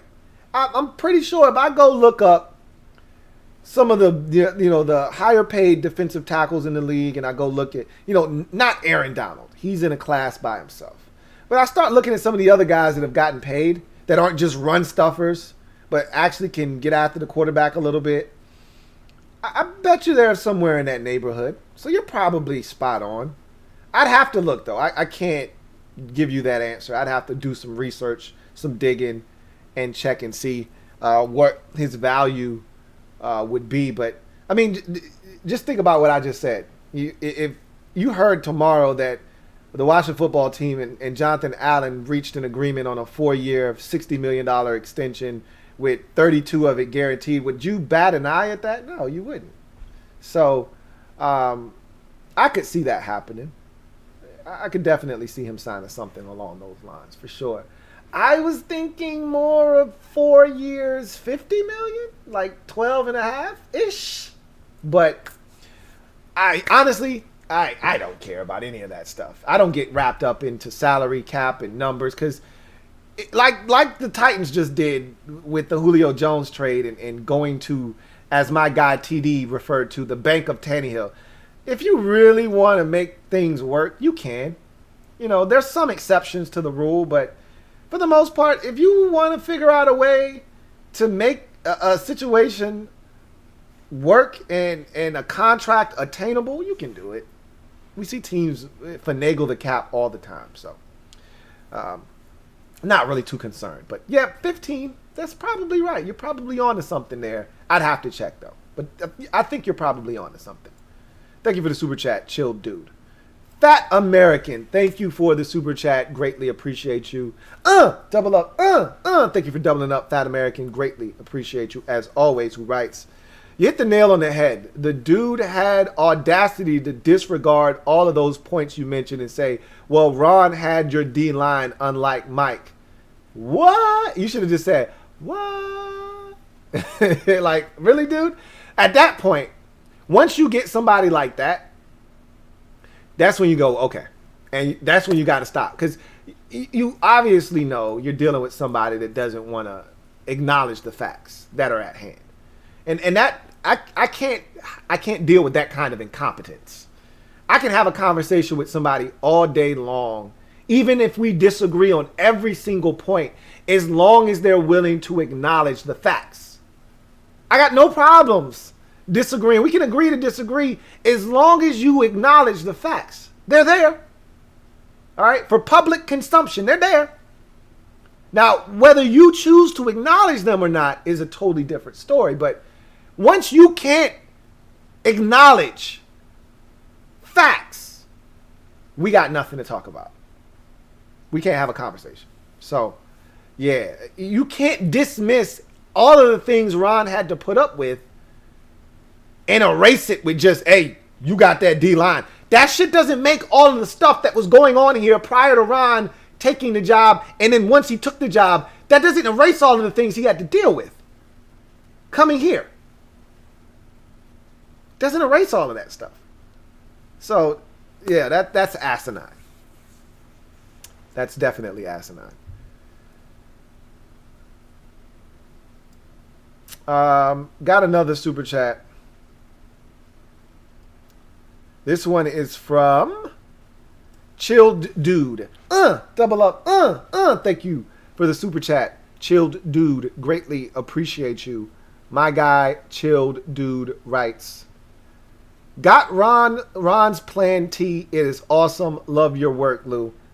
Thank you, Chilled Dude. I am so elated that you not only got your T, because that's half the battle. You know, it's a third of the battle. The first third is actually taking the initiative to make the purchase. That's the first third of the equation. The second third is actually getting the product in hand. The third and final part of the equation is actually loving the product that you received. And I am so grateful that we got to the third step and it was a success. That's always the goal, is to put out a product that not only I can be proud of, but the people that consume the product love. And that's not just for the shows that I put out and the content that I put out of this channel on a weekly, daily, monthly, yearly basis. But that's also the product that I pitch to you. Whether it's my merch or some other product, I want it to be top notch, especially if it's got my name or my brand on it. It's got to be of high quality. So that's what we strive for, and I'm glad that you enjoyed the shirt. And I told you guys it would not disappoint. As a matter of fact, I got mine on right now, okay? So you know what it is, all right? It's Ron's plan. Ron's plan. All right? I appreciate you, Chill Dude, and I'm so happy to hear that. And all of you out there that have sent me pictures, I really appreciate that. Or comments like, hey, got the shirt, I love it. I've seen all of those comments. Keep them coming. I really do appreciate every single one of you guys and gals out there who made the purchase and love the product. Got another super chat. This one is from DCJ. Thank you for the super chat, DCJ. Greatly appreciate you. As always, DCJ writes, what's good, Lou? What's good, DCJ? Wanted to speak on the mobile QBs a little more. Not sure if you saw my response. My main concern is the major youth at linebacker. Granted, all speed now, but 5 or 7 yards on first down or TD. So, yeah, we're young. Very young at linebacker. And as you mentioned, full of speed and youth exuberance. And I'd rather have that than the alternative. So give me the guys that may be young and dumb and athletic versus the wily, cagey veteran, but he's a step or two behind. Give me the young guy that's going to figure it out eventually. So the mobile QBs have been a thorn in our side. That's an understatement over the years. There's no doubt about it. You know, and hell, Dak Prescott continues to be a thorn in our side, you know, as a mobile quarterback. Carson Wentz was a problem when he was in Philadelphia and he was at his peak. We've gone through this. Last year, Lamar Jackson, Kyler Murray, those guys did a number on us. They do a number on a lot of teams, but the teams that they struggle with are the ones that can move laterally with them. It's not the straight ahead that gets you. It's when these guys start running this way. Normally, They got too much speed, and they beat you around the corner. Case in point, last year, Montez Sweat has an angle on Kyler Murray, and Montez Sweat is a 4.41 athlete. That shit doesn't matter when you're chasing a guy that runs a 4.3 something. Sorry. Not sorry. He turned the corner on Montez. And Tez was running as fast as he could. And you know Tez has those massive steps and strides. He's eating up tons of grass like he's Popeye. Still couldn't catch him. And then dove at the end. All for naught. So, the more of that you add, though, so if Tez makes him bow out backwards because he's trying to turn the corner, and then you got Jamin Davis coming, even if he turns the corner on Tez, Davis is there to push him out of bounds, and it's a 2-yard gain. Instead of him turning the corner and having that be John Bostic, and now it's an 11-yard gain before he gets escorted out of bounds. Or turns it up and gets 18 or 50 or even worse, 70 and a touchdown. So, yeah, you know, guys with wheels have been a problem. Hell, even Daniel Jones in the first game, if you recall, I think he had a 40-yard run on us in that game. He's a problem with his wheels at times. The more athletes you put on the field, the less likely a guy is going to be able to tear you to shreds with his legs at the quarterback position. So I like the position that we're in. We got a ton of speed up front on the defensive line. We got guys behind them now that can run. And the secondary is getting faster and faster and faster. So I like where we are. And I think the mobile quarterback is always going to be a dilemma. Always. Because you can't account for that speed, even though you know that guy is capable. You don't know when Lamar is going to decide he wants to, bust off a 50-yarder. You don't. But you know what helps? Is that instead of it being Ryan Anderson out there, it's Chase Young. What helps is instead of it being John Bostic, it's Jamin Davis. What helps is instead of it being KPL, who's not bad and not slow, it's Khaleke Hudson or Cole Holcomb. Those things help. So I hear you. I mean, literally, we watched Jared Goff stare John Bostic in the face as he moseyed on into the end zone. Bostic strifing at the goal line. What are you going to do? What are you going to do? And he said, I'm about to run in the end zone. What you going to do? I'm going to watch you run in the end zone. Appreciate you. So, the less of those guys you got on the field, the less of those situations happening. And the more of the Chase Young hitting Joe Burrow at the goal line and forcing a fumble happens. That's what happens to mobile quarterbacks when you got athletes that play against Cincinnati. More of those. Yeah. What's the Eagles quarterback name? Jalen Hurts hurt us in that regular season finale. Had 2 rushing touchdowns in that game, if I'm not mistaken. It's going to happen. Shit breaks down. He's got wheels. Guys are in coverage. It's going to happen. But it's less likely to happen when you put more athletes on the field. So, we're doing our part. That's all you can ask for. We're doing our part to try and lessen that. Thank you for the super chat, DCJ. Got another one here from Mr. Laughing My Head Off. Thank you for the super chat, Mr. Laughing My Head Off. Greatly appreciate you. Who writes, the comments on Man and Manly for me, thanking, haven't had a tandem comparable in 30 years. That's crazy, in all caps, Mr. Laughing My Head Off says. I would often think it works. Be nice to have a DN tandem. So nice. He said, oh yeah, and I got my t-shirt. Great. Glad to hear that. Really appreciate you for making the purchase and supporting the LouieTeeNetwork and the movement. But yeah, it is crazy to think. But you know how hard it is to put one of those together in this league, though? Like, it's rare to put, a tag team back again, out there rushing after the quarterback.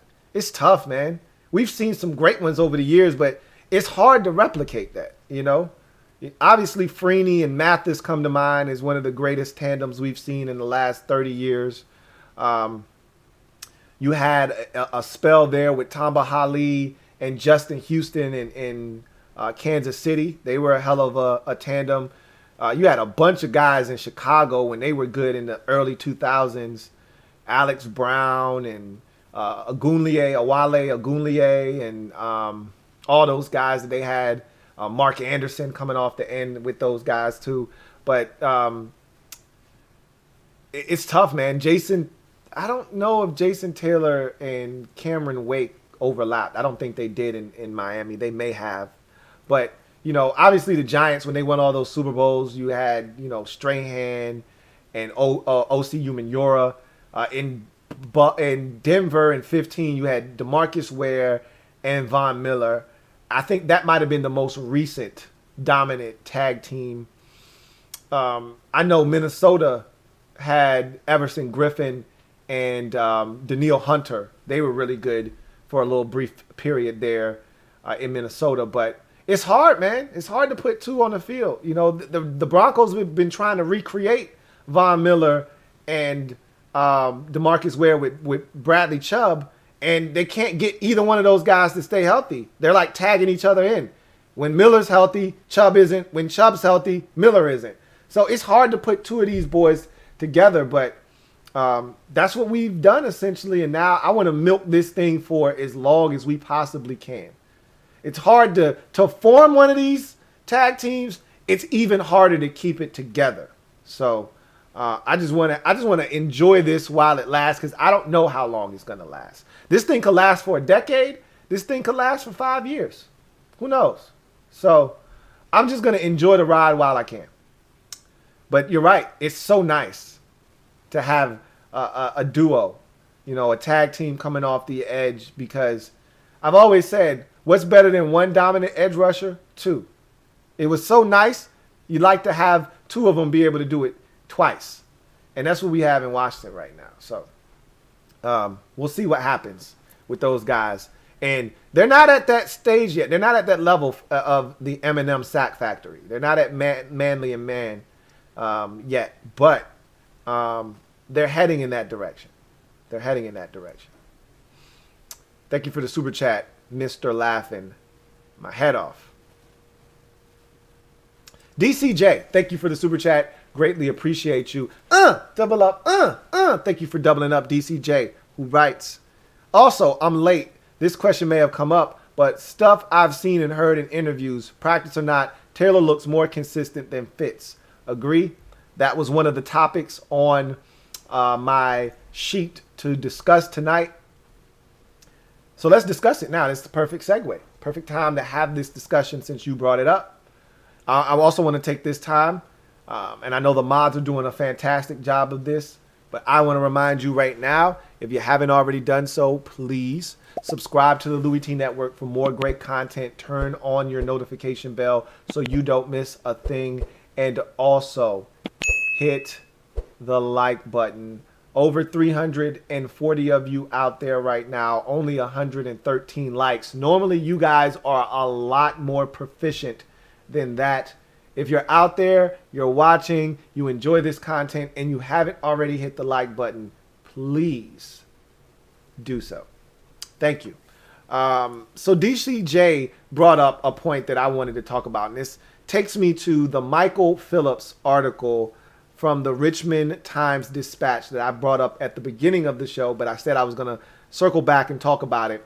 So let's talk about it. I did a day 3 camp recap, and I said I was going to talk about it tonight.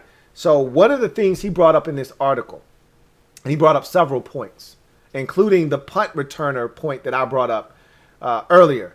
He talked about them separating those 4 guys and giving them opportunities to field punts. He didn't necessarily say that's a faction and then AGG, Cam Sims, and Harmon are a separate faction. He just said that those 4 guys they're looking at as punt returners, and that may be the deciding factor as to one of those guys potentially making a football team. That said, he said at practice this week, one of the biggest takeaways from the article was the fact that he said Taylor Heineke consistently outperformed Ryan Fitzpatrick during this week of minicamp. Every single day, he was the more consistent passer of the football, made the least amount of mistakes, and moved the offense in a much more fluid and consistent manner than that of Ryan Fitzpatrick. That said, Rivera made sure that he threw this out there, that it's camp, 1. 2, we didn't ask the offensive line to do certain things. We didn't ask them to cut and to do some of the techniques that would have helped these quarterbacks have more time. And in saying that, not to say that Ryan Fitzpatrick is a slouch back there, because he can move. The man is 38 years old. He is not a spring chicken. And Taylor Heineke, on the other hand, when things break down, we've seen the magic from him. So he's able to improvise, get out of the pocket, and make things happen. So that would benefit him in a helter-skelter situation. That said, Ron said, look, don't read too much into what you saw here, okay? And Fitzpatrick also said, look, I'm still getting down the timing and the rhythm with these receivers and these tight ends and these backs. I'm throwing the football where I think it should go, and then we're going to go back, watch film, and we're going to talk about where this ball was, why they weren't where the ball was, or maybe I need to adjust and put the ball where they are. And so there's still this feeling out process amongst these players. So while Heineke was heads and shoulders better this week, we'll see when the pads go on and these games start being played in the preseason and you start getting these padded practices, we'll see who is performing what. But Ron reiterated this, and I don't know how much I believe him, but Ron reiterated this. It's a competition. It's a competition, so we're going to see. That's what Ron said. Is it really a competition? Because it feels like you've already crowned the starting quarterback. But if Taylor Heineke is head and shoulders above Ryan Fitzpatrick when we get to the end of the preseason, is there a decision to be made? Just also understand this. The offense that's being run, Taylor Heineke has been in this offense for over 3 years. 3 years plus of experience in this system with Scott Turner. Going back to Scott Turner's days in Minnesota. Heineke was there, then he was with him in Carolina, he was here last year, and now he's here with him again. Ryan Fitzpatrick just got here. So also keep that in mind. Heineke should be sharper. He should be further along. He knows the system. I'm not looking to defend Ryan Fitzpatrick. I'm just stating facts. I wanted to see Taylor Heineke get an opportunity. I still do. Honestly, I really don't care who's out there. I just want the best guy that gives us a chance to win. I think that guy may be Taylor Heineke, but if they're rolling with Fitz, well, let's roll with Fitz then. Let's see what we got. But that was definitely a discussion this week with amongst the beat writers. Heineke was the best quarterback out there. I think that should be expected, though, given the circumstances. Don't you?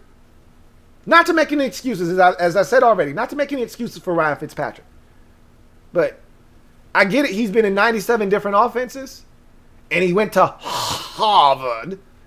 But he's still got to adjust. He's still got to work out the kinks and the nuances of the offense and work through the gap that is between him and the receivers and the tight ends and the running backs. He's still got to work through all of that stuff. Heineke was here last year with Terry McLaurin, with Cam Sims, with Isaiah Wright, with Steven Sims Jr.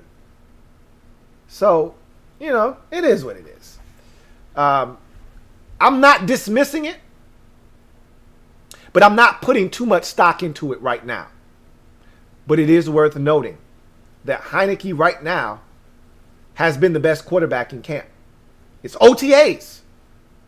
Let's not forget that. I keep trying to remind y'all, because some of y'all take these OTAs and y'all want to run a damn mile with it. Come back. Come back, man. It's just OTAs. Wait for the season to start. Wait for training camp. Wait for preseason games. Then you can start running a lap. 2 laps, 3 laps, 4 laps, and your mile. Come back, man. Wait till we get to July. Wait till we get into August before you start running around with some of this stuff. So, I'm not ignoring it. I'm acknowledging it, but I'm not putting too much stock into it right now as we sit here on June the, 11th? 10th. Not putting too much stock into it. Not yet. Thank you for the super chat, DCJ. Got another super chat. This one is from Door Gunner. Thank you for the super chat, Door Gunner. My guy, Door Gunner. Writes, spitting fire tonight, Lou. Definitely need Hopkins to have a bounce back year. Going to be many close games. Hashtag free Ramon. The hashtag champs are here. Hashtag mob squad. Stand up. We in the building. I'm going to leave Ramon right where he is. I'll free him next week. How about that? We'll compromise that next week. I'll set my guy free. You hear that, Ramon? I'm going to let you loose next week. They're asking for you. But I'm going to leave him tucked away tonight. So you've been warned. Next week, I'm coming with my guy swinging. I don't want to hear nothing from y'all. Anyway. Speaking of D-Hop, I'm glad you brought him up because the artwork for the third day of camp featured the team celebrating D-Hop walking it off the final day of camp. So they put these kickers in pressure situations during practice. And it's not uncommon. It's not unlike basketball. If you've ever played basketball at a high school, collegiate, or pro level, then you know this to be a fact. That at the end of practice, they'll do something like free throws. Got to make your free throws, right? And every player on the team has to make 5 straight free throws. Or, you know, there's a magic number, whatever the case. Or they might put a guy that's struggling from the stripe at the line, that one guy, and say, hey, you got to make 80% of your free throws, 8 out of 10, or else the team has to run. Or we are going to practice for an additional 30 minutes. Or we will practice tomorrow. Something along those lines. And so the pressure's on now. And you're simulating game pressure because you know your teammates are looking at you like, bro, you got to make these free throws. It's the same thing we would do at practice. We would do this thing called round the horn in baseball. And you couldn't make any errors. You know, start with the catcher. He would fire the ball to the third baseman, and you would go round the horn, and you would simulate the plays, and then you would rotate, and the catcher would go to third, and the third baseman would go to second, and you couldn't make an error. One bad throw would drop, start over.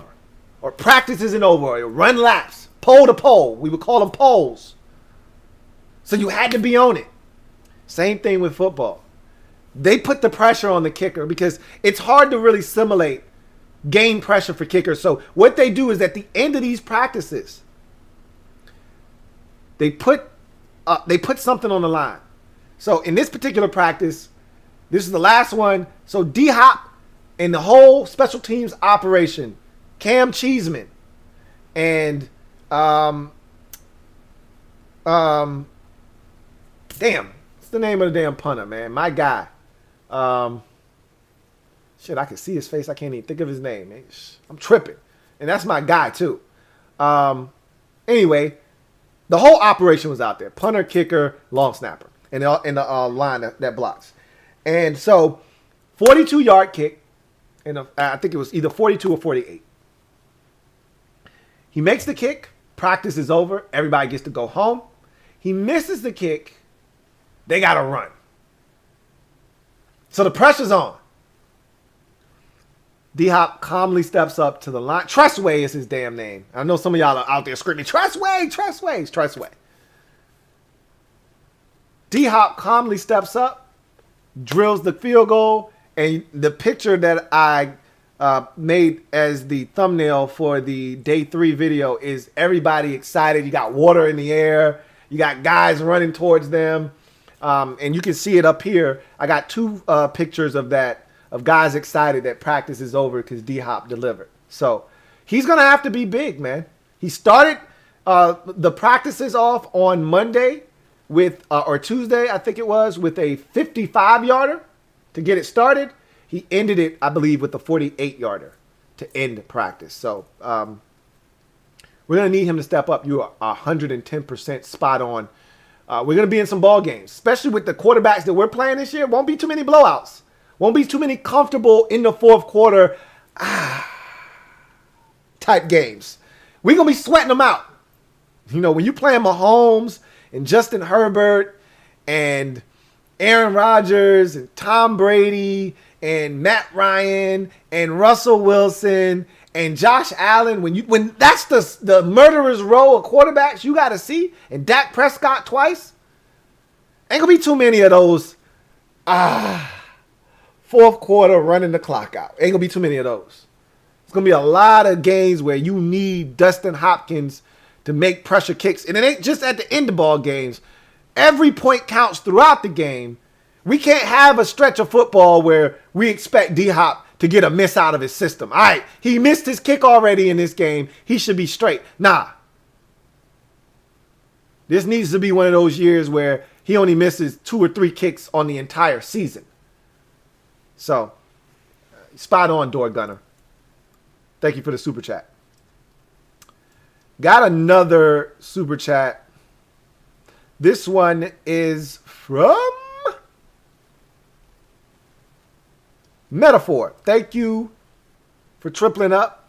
Greatly appreciate you. Metaphor, who writes, is undrafted F.A. Ramon making the squad and position? I don't think he's going to be able to crack the roster. Just too much depth, man. Just way too much depth.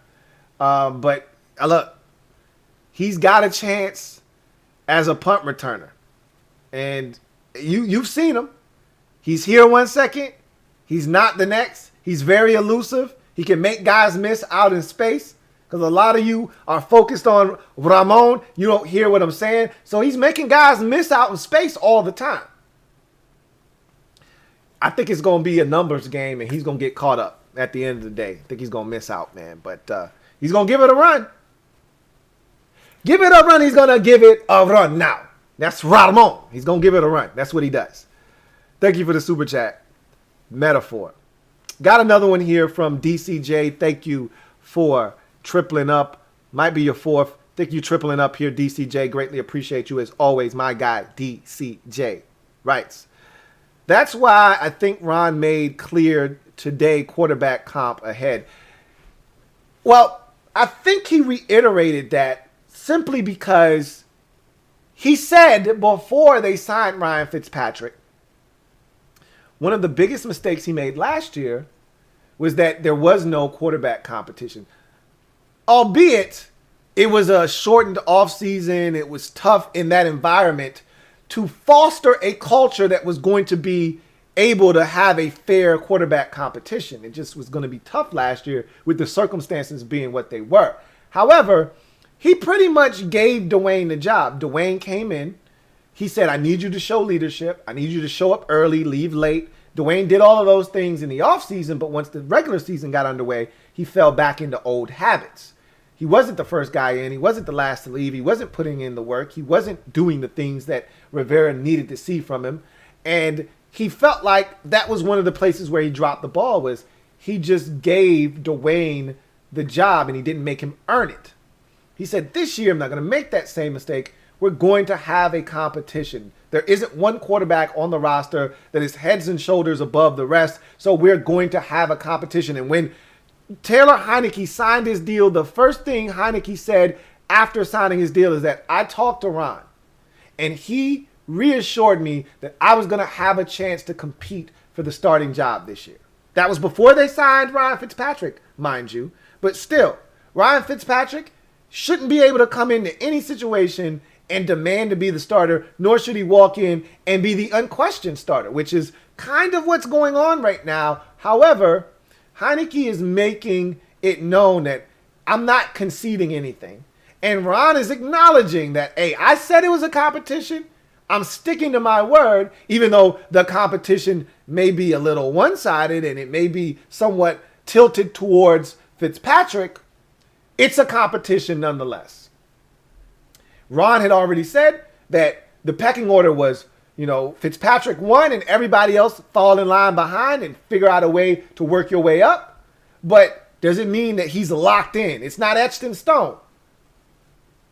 He could easily find himself backing up come week 1. Highly unlikely, but it's not out of the realm of possibility. So I think Ron just wanted to reiterate, hey, I said it was going to be competition. I messed up last year. I just want y'all to know it's competition. Even if in his head it's not, he still needs to say that verbally for everybody to be able to digest. So we'll see about that competition. We'll see.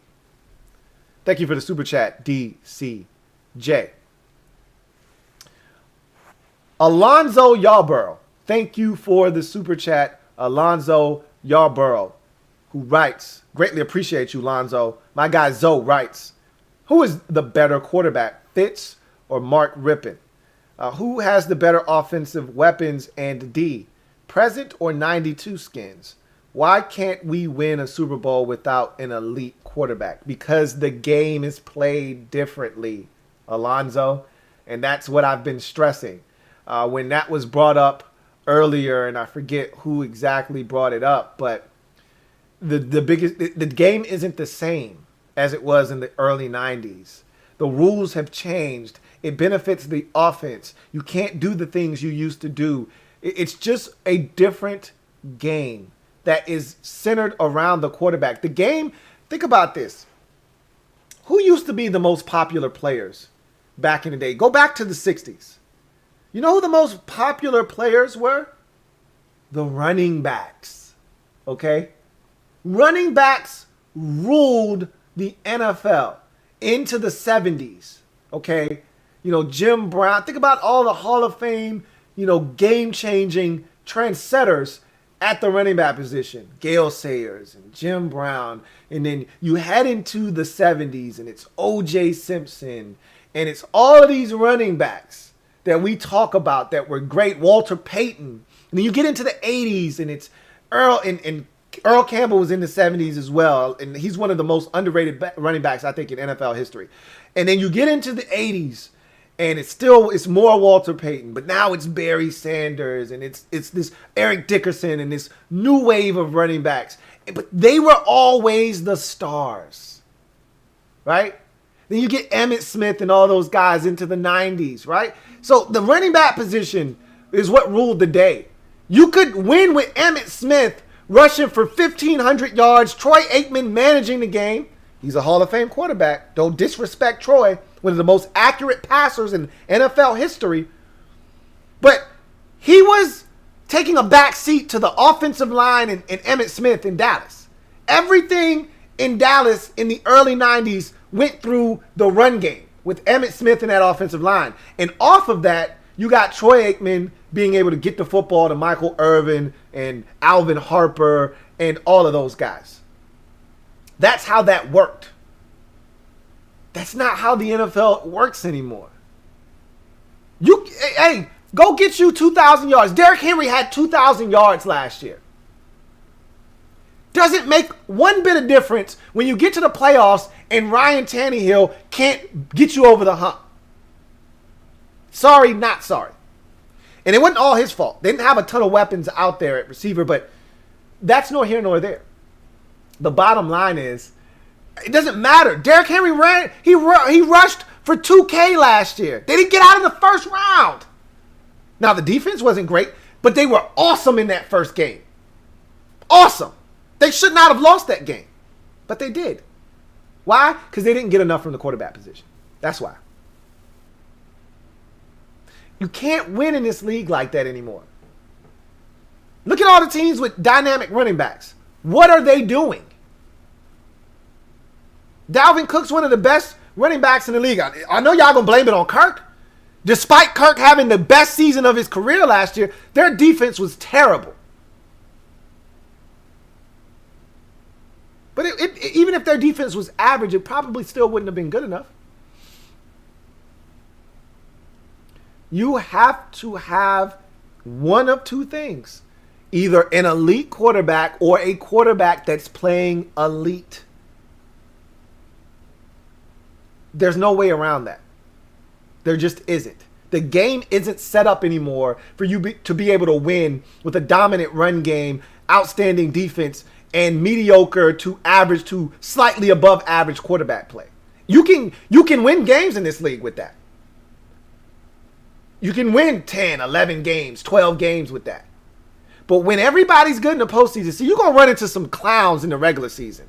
You're going to feast off of the bad teams, and you're going to beat them up with a dominant defense and a ground game that won't quit and a quarterback that's taking advantage of that. You're going to win 10, 11, 12 games with that formula. But then when you get in the playoffs and everybody is scoring 30 plus or capable of it, and you bring your run game in there, and you're like, hey, we in the building. We ready to stomp with the big dogs. And they looking at you like, you see these clowns with their little 27.7 points a game and they run game? They think they're going to come in the playoffs with that bullshit? And then get 37 put on their skull, and then what are they supposed to do? Because that's Mahomes, or it's Watson, or it's Rodgers, or it's Brady, or it's Roethlisberger. And you get one of these dudes that get hot, that's elite, and they stroke your ass. Then what do? It turns into because once they score 21 unanswered, your run game, that shit is in the garbage at this point. Now your quarterback has to will you back into the game. And if you got a mediocre quarterback, I can tell you this, Mark Rippon wasn't winning shootouts in 91. Okay? He didn't have to. It was a different game. We could run it. You could win a game 13-3 in those days. You make two really good passes. We were getting our ass whooped against the Giants in that 91 season.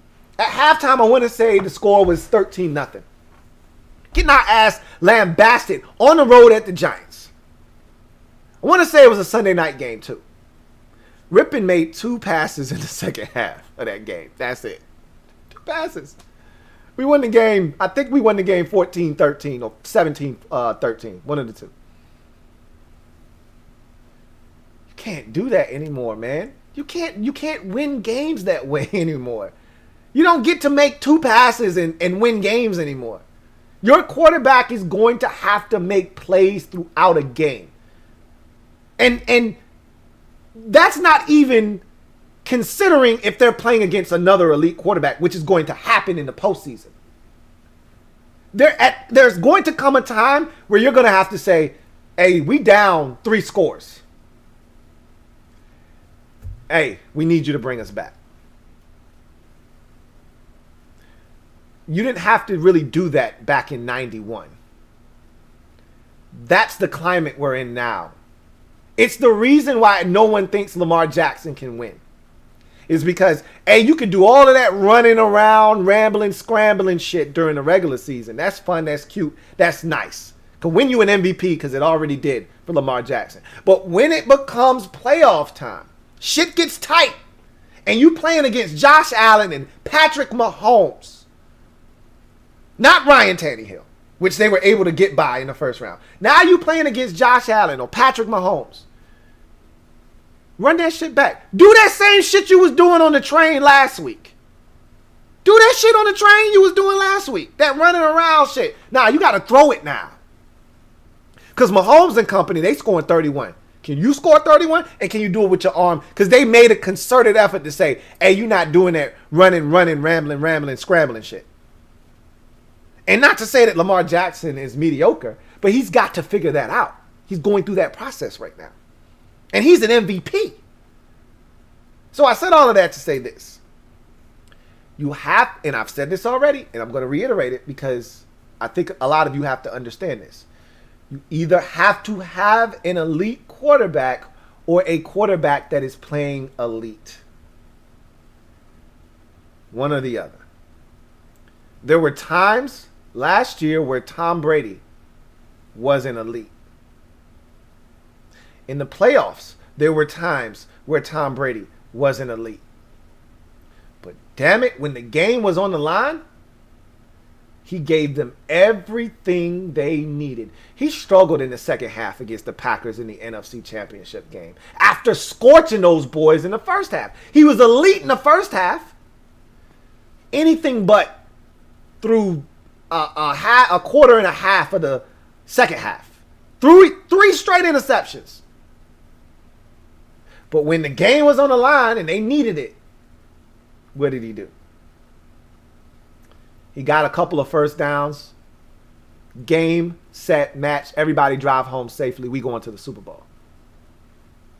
He wasn't spectacular in the Super Bowl. The defense was. They ran it effectively. But you know what he also did in that Super Bowl? Man, he managed the shit out of the game. And when guys were open, he got it to them. He did not miss. Go look at his numbers in the Super Bowl. Not a whole bunch of yards. Nothing to write home about. But boy, that completion percentage, he made every right decision. Oh, you going to lead a running back over? Boop. I'm going to hit him. Oh, you going to leave my tight end open? Boop. I'm going to hit him. He was an elite decision maker in the Super Bowl. He wasn't great against the Saints. Hell, you could argue the defense won them that game. But you know what happened when they were down big and the defense created a turnover? Tom said, I got it from here. No, I got it from here. Don't worry about it. He took over. Yeah, he was struggling. But then that elite gene kicked in and he got those boys the victory. So, again, because this is like the third time someone said, but hey, we did it before. This ain't 91. Okay? I cannot stress this enough. Nobody thinks that Joe Flacco is elite, right? We can all agree on that, right? Joe Flacco. My guy, Joe. Cool. He ain't elite. But in 2011, his ass was playing elite football when they won the Super Bowl. Or 2012. He went 11-0 in that postseason. You don't have to be elite. But you better be playing some elite ball or you won't win. And he had to be elite. You know why? Colin Kaepernick. If you remember that Super Bowl, the Ravens were destroying the 49ers. The lights went out.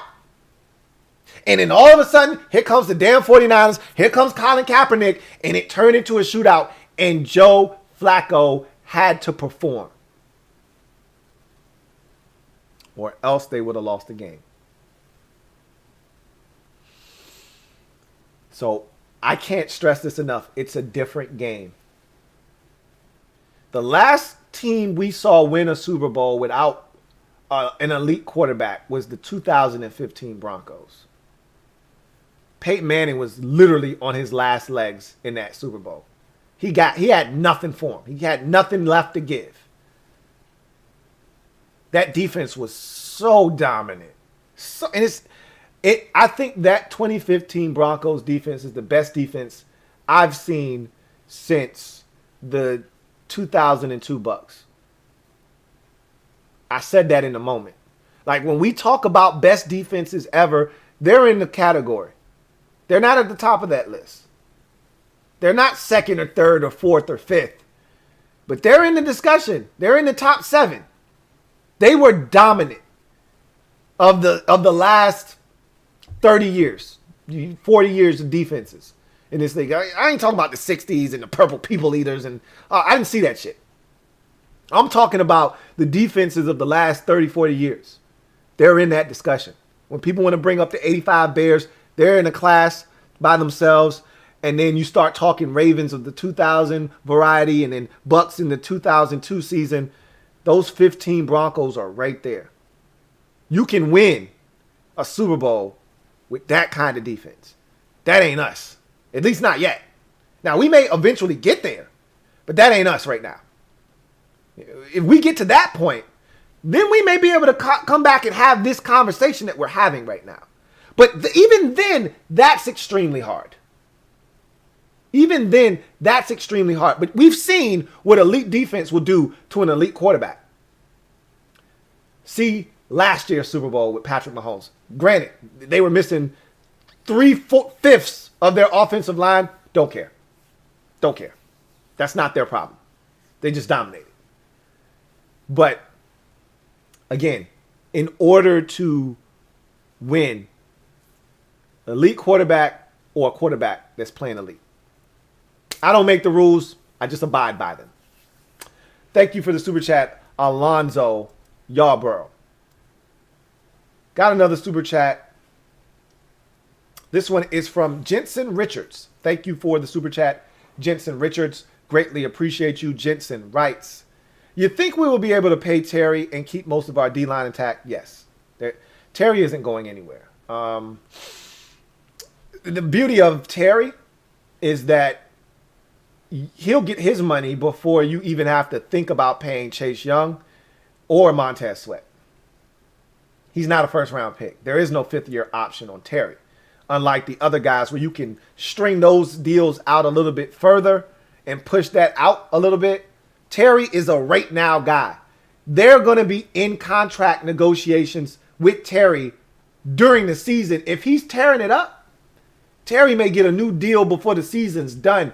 If it's not done by the time the season's done and Terry's at 1,292 yards and 11 touchdowns, or Terry's at 1,407 yards and 9 touchdowns, and he's had this ridiculous season, he's getting a deal next offseason for sure, because he would then be going into the final year of his deal. So you're essentially 2 years away from even thinking about Young and still a year away from having to worry about Sweat when Terry's getting his bread. So Terry's going to get his. The question I told you is going to become Sweat and whether you are in a position to keep him or Young. Because maybe Montez Sweat is the better of the two, and he's the more dominant. Highly unlikely after what I've seen from Chase Young, but you never know how it's going to go. But assuming that they continue on the upward trajectory that they're both on, you'd have to make a decision if you felt like we can only afford one of them. But I don't know that that's going to be the case. The cap is going to continue to elevate, increase. We don't have a quarterback eating up, 14, 15% of our cap. So anything's possible. Anything's possible. We'll see. Terry's definitely getting his bread, though. Condoleezza Perry, thank you for the super chat. Greatly appreciate you. Condoleezza writes, do you think the people's corner Moreland is in jeopardy of not making the roster with the early emergence of Forrest and Juice? Yes. Yes, I do. I said that before we got to OTAs, that Jimmy's in trouble. Jimmy was in trouble when they signed Darryl Roberts. Like, that was a bad omen for Jimmy. Now, Jimmy may be able to outperform him in camp and beat out Darryl Roberts. They didn't sign Roberts to a we can't cut you deal, similar to Sean Davis last year, who we signed in free agency, and he was a disappointment in camp, and they cut him before the season started. Darryl Roberts isn't guaranteed a spot, but they signed Darryl Roberts because they weren't thrilled with what they had gotten out of Jimmy to this point. So signing a Darryl Roberts, signing a Bobby McCain, who can also double as a nickel, and drafting, the priest, Benjamin St. Juice, or as you called him, Juice, it makes it really tough on a guy like Jimmy Moreland, because obviously you already got 2 starting corners in Kendall Fuller and William Jackson III. They're keeping Benjamin St. Juice. That's 3. So now you're looking around and you're saying, all right, who are your 4th and 5th corners? I know they really like Danny Johnson. Not to say that he's a lock to make the football team, but he's in the mix. Obviously, you've got Darryl Roberts in there. You've got Jimmy in there. It's only 5 spots. So, in my mind, 5 spots, 6, maybe 7 corners. What are they going to do? And then, if they decide to keep an extra safety, that could cut into the cornerback position, maybe. They're keeping 5 at a minimum. They're not keeping any less than 5 corners. You know, I've seen rosters where there were 4, but you're really, really treading on thin ice when you decide to keep less than 5. So there'll be 5. I think Jimmy ultimately is going to make this team, but he's going to have to play well in camp. He can't take anything for granted. He could easily end up on the wrong side of the 53-man roster, but I think he's ultimately going to make the football team, but it's not going to be easy. That is for sure, because I think they really like Danny Johnson. And as I mentioned, you know, Ron's positional flex theory, Danny Johnson in a pinch can field punts and return kickoffs. So he adds an extra element to the team that Jimmy Moreland does not. So I think Danny Johnson is as close to, I won't say a lot, but of those other, you know, 3 or 4 guys vying for spots after the first 3 that are locks at the cornerback position, I think that Danny Johnson is as close to making the roster as any of the other guys. So after that, you're essentially saying, all right, like 2 or 3 of y'all for one spot. Who's going to step up and seize that opportunity? So, you know, we'll see. But I definitely think Jimmy is in jeopardy for sure. Thank you for the super chat, Condoleezza Perry. Martin Matthews, my guy, double M. Greatly appreciate you. As always, my guy Martin Matthews writes, hey, Louie. What up, Martin? Still think that we need another linebacker with speed to back up Jamin and Holcomb, because if one of them gets hurt, we have no one to check the tight ends, and that's who kills us. So, linebackers coach Steve Russ made it a point of emphasis to point out that they are coaching all of these linebackers to be able to play all 3 linebacker positions.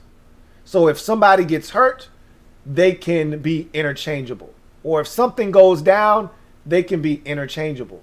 So in your scenario, if one of these guys goes down or something happens, then Jamin Davis can step into Cole Holcomb's role. And vice versa. So, or Khaleke Hudson could step onto the field and give them reps if need be, you know, or whatever the case may be. If they got to go to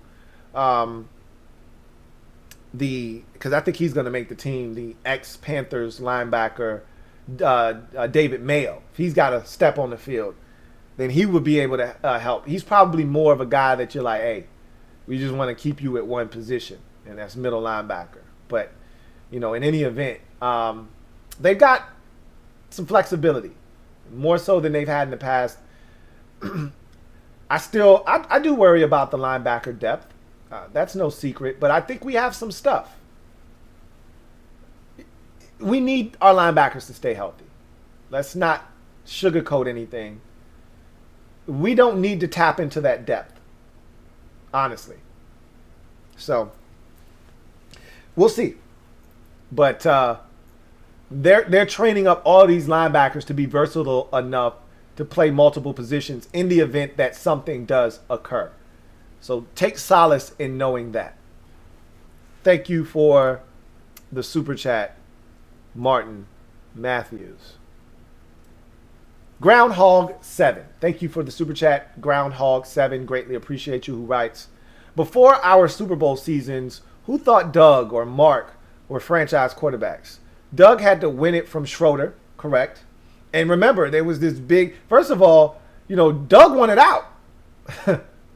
And he was this close to getting traded. And then Joe called him into the office and said, nah, we're not trading you. I just got a feeling. Hooked on a feeling. Joe's got a feeling. Joe had a feeling that he was going to need Doug. And that feeling was right. And as the postseason approached, he went with Doug. And it proved to be the right decision. Nobody thought Rippon was a franchise quarterback. I remember crying my eyeball. My first memory as a kid watching football was me crying my eyeballs out after Mark Rippon had just a horrendous NFC divisional round playoff game against the 49ers in 1990. Threw like 3 interceptions, one right before half. I remember crying my eyeballs out. He was terrible. Never thought this guy was going to be any good. And then 91 came and he was awesome. So, no, you're right. He said Rippon stood behind an O-line that only allowed 7 sacks that season. They were dominant. But that also was a byproduct, too, of Joe Gibbs going max protect on those play-action fakes with 2-man route combinations, which you can't get away with now. You can't go max protect with 2-man route combinations, and you got 8 guys in the protection scheme. But Joe used to do that. Think about those 2-man route combinations. 8 guys protecting. You're not going to get sacked. You can turn your back to the defense and have a 7-step drop and turn around, and there's nobody in sight, and chuck it deep. The game's just different, man. Anyway, you're right about that. Nobody expected either one of those guys to do what they did, but they did it. So, thank you for the super chat, Groundhog 7. Also got another super chat here from Groundhog 7. Double up. Thank you for doubling up, Groundhog 7. Really appreciate you. Who writes? That's why I'm so excited about our current situation. This is the way the franchise raises the Lombardi. Gibbs plan. I mean Ron. He said, I mean Ron. This is how you build it. This is how you build winners. Sustainable success. As Ron talked about when he first took this job. I call it the Triple P program. All right. Perennial playoff participant. That's what you want to be. In order to have a chance, you need to throw as many darts at the playoff board as possible and hope that one of them sticks. That's what you want to do. The more times you go to the postseason, the more chances you give yourself to break through and get all the way to the promised land. But when you just go once every 3 or 4 years and you're barely getting in that 1 year, it's hard to think you're going to do anything of note, of substance. We're building this thing the right way with young players, with good role players, guys on rookie contracts, guys in the 3rd and the 4th and the 5th and the 6th and the 7th that turn out to be really good hits. You got to have young, cheap labor to go along with your star players that you're eventually going to have to pay. And some of those young guys that eventually play well, you're going to have to pay them too. You can't pay everybody. That's another thing that has changed since 91 when we won the Super Bowl. There was no free agency, guys and gals. There was no free agency in 91. You could build cohesiveness. You could come together as one. You've been playing with the same group of guys for the last 5 years. You know how that guy operates, how he moves. These teams in today's NFL are fluid every year. When they clean out their lockers at the end of the season, that's why those losses sting. Because they know this team that we just played with will never play again with each other. Will never be this same team again. That wasn't the case. The same group of guys you played with in 88, they all coming back in 89. Every single one of them. Same group that we tried to win a Super Bowl with in 89, we're going to run it back in 90. And we're going to keep doing it until we win, and we finally got it in 91. Yeah, you may lose 1 or 2 pieces, but the most part, those guys were back. That's not how this works, man. You know, you're going to look at that locker and you're going to say, he ain't going to be back here next year. That guy ain't going to be back. That guy ain't going to be back. You may replace him with better players, but it ain't going to be the same squad. So, yeah, I definitely understand where you're coming from, Groundhog. It's a way of building it, and we seem to be doing that right now. Thank you for the super chat. DCJ, thank you for your 4th super chat of the night. Greatly appreciate you. DCJ, as always, who writes, I'm not sold on Humphreys as a lock wide receiver. You should be. If he's healthy, he's making his football team. Trust me when I tell you this. And when I tell you to trust me, I haven't steered you wrong. Trust me on this. He's healthy. He's making the team. He says, agree? Definitely don't agree. Like I said, if he's healthy, trust me when I tell you he's on this football team. Many options in depth at receiver, especially slot. I agree. Cam is most likely a lock if healthy. AGG, practice squad. But if AGG is cut, my opinion, Patriots would grab. I said this. I think you might have missed this portion of the show when I said, if AGG gets cut, I don't think we're getting him back. If we cut Harmon, I think we could sneak him onto the P squad. But AGG gets cut, there's going to be somebody out there, not necessarily the Patriots, just a team out there that's looking at their receivers and saying, is he not better than one of these dudes we got right now? I think he's an upgrade. Let's go ahead and sign him instead. Because all it takes is one GM to say, hey, I had a 4th round grade on that kid coming out of Liberty back in 2020 when he was drafted. I'd like to take a shot at him. That's all it takes is one. Whereas Harmon was a 6th round pick, so nobody loved Kelvin Harmon. That's why he was sitting there for us to select. He didn't play ball last year, so I could see us easily getting him onto the P squad. But Humphreys, there's a lot of slot options on this team. Humphreys is the best of the group. He's a proven commodity in this league. He's on this football team. Trust me. Just like Barber last year, Rivera watched Humphreys from afar kick ass in the NFC South as a Buccaneer. He respects the hell out of his game. That's why he went out and got him. He's making his team. Thank you for the super chat, DCJ. Got another super chat. Thank you for that, Julio Sanchez. Got the shirt yesterday and love it. Really appreciate that.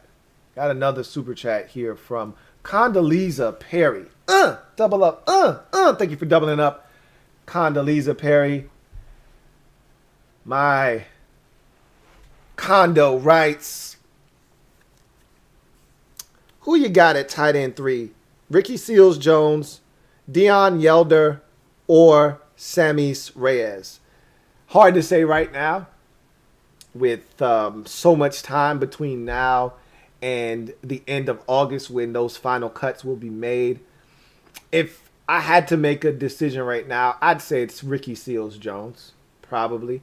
I'm not counting out my guy. Until I have been reassured and I've watched with my own 2 eyes the preseason and see that, first of all, Reyes is running with the 3rd string scrubs and he's just not there yet. Until I see that with my own 2 eyes, he's TE3 for me. But I'm no dummy. I know how the game goes. I know that this guy's well behind the 8 ball. And the moves that the organization has made in order to bolster that position in the event he's not ready tells me that they don't think he's going to be ready. You don't go out and get Ricky Seals-Jones and add him to the mix unless you felt like, hey, I don't know about this kid being ready for, this season. I think we're going to have to give him a year. And they knew that he never played football. They weren't, going into this thing blindly. They knew he was a guy that hadn't played ball before and didn't know the rules and was going to be in a long process. So I wanted to be Reyes, but I think it's going to be Ricky Seals-Jones, personally. Do not, and you didn't list him, do not count out Hemingway. Tamarick Hemingway. Don't count him out.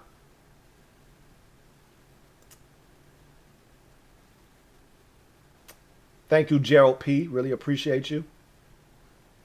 Thank you for the super chat, Tyrone Henderson. Really do appreciate you, Tyrone. Got another super chat. This one is from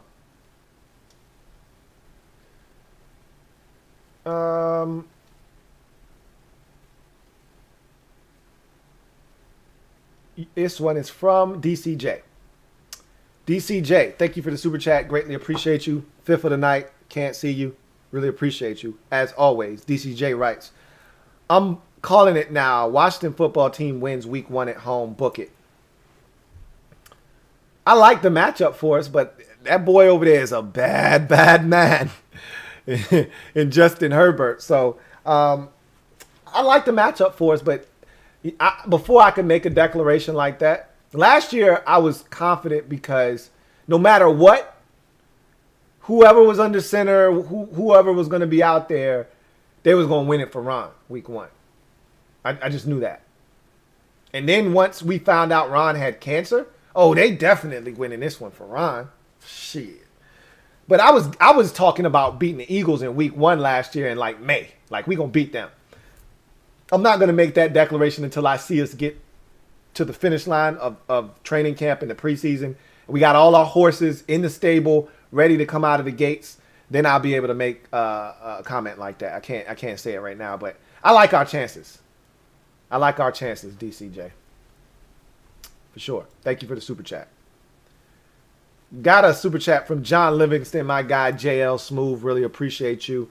JL Smooth writes, what up, Lou? I'm late and I have been working like crazy, so I haven't gotten as much content as I usually do. And I'm sure you saw Ben's comment on Dwayne. Pretty good coming from him. Stay blessed, my man. I did see those comments. And thank you for the super chat. And hey, look, I always tell people the content isn't going anywhere. Even if you haven't been able to watch live, it's all here for consumption. You know, the playback is always available. So, yeah, I heard those comments from Ben about Dwayne. And look, we never said, now, it's hard for me to believe that his footwork and his technique, which Ben said was pristine and some of the best he's ever seen, it's hard for me to buy that shit. We all watch Dwayne's technique here. All right. Far from perfect, far from, beautiful or anything of the sort. That's not to say that he couldn't have gotten better, but we watched enough of it to know that there are flaws there. That said, he may be doing everything right in Pittsburgh. And that's why I said he just wasn't ready. He needed another year in college. He needed to mature a little bit more. This was a wake-up call for him. Unfortunately, we had to be the team to provide the wake-up call for him so the next team could benefit. We had to be the first team that had to wake his ass up because he thought the world revolved around him. I'm Dwayne Haskins. I'm young Simba. And we had to say, bro, you about to be broke Simba in a second. And you're going to be selling your merchandise as your main source of income here in a little bit if you don't get your shit together. That was a wake-up call. And he realized that this might be his last chance in the league. So he might be on his best behavior out there. I'm rooting for him. I got no ill will towards Dwayne Haskins. But I ain't buying it until I see it. I don't give a shit what Ben says. I got to see it. Because we saw good Dwayne here. And when he's good, he's damn good. But we also saw bad Dwayne. And when he's bad, he's really, really bad. So I got to see it with my own too. Thank you for the super chat, JL Smooth. Got another one here from Groundhog7. Thank you for the super chat and tripling up Groundhog7, who writes, great insight on youth movement, Lou. Young Sweat makes me Kerrigan. Deuces to the elder statesman. I told you that's what this is. Kerrigan knew what this was. That's why he wanted out. And Kerrigan made it sound like he was willing to come back. And they told him, hey, we good. I think it was kind of a mutual parting. Like, I think Kerrigan would have liked to have had the option to come back. But they just took it off the table. It was like, nah, we're going in a different direction. We going this way. You probably going to end up going that way. So, even the boys behind him, And so that's a Groundhog 7. Thank you, because this is another topic I had on deck for us tonight. This is the perfect segue to get to it. In camp this past week at OTAs, the two guys backing up the defensive ends that got the first crack, so they were running with the second team. James Smith-Williams, who I told you they love him from last year, 7th round pick out of NC State, and he got snaps last year, so I assumed he was one of the guys making the team. You know, barring any kind of catastrophe, he'll be here. We didn't know who the other guy was going to be if they were keeping 4. They may keep 5, but the assumption is they keep 4. 2 starters, 2 base ends behind them. It's Shaka Toney. Shaka Toney. Y'all know what time it is, man. It's Shaka Toney.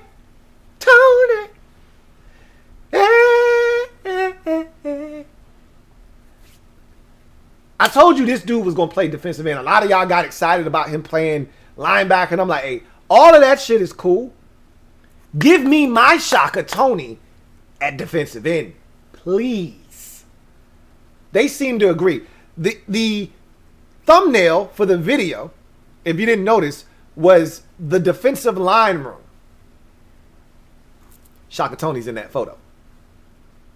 So he's working more with the defensive line. I'm not saying he's not getting reps at linebacker and that he's not learning that position as well. But if he's going to make this team, it's going to be as a defensive end. And I also know they like William Bradley King as well.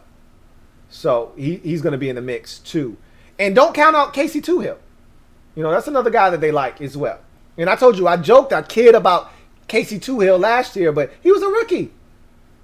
He was a rookie out of Stanford. And he backed some quarterbacks at Stanford. So there's something there with Casey Toohill. But the 2 guys that were getting the reps with the second team was James Smith-Williams, J.S. Dub, and Shaka Toney. And not only were they getting reps, Shaka Toney and James Smith-Williams were dominating the second and third team offensive line. That was the report coming out of camp. Dominating those guys.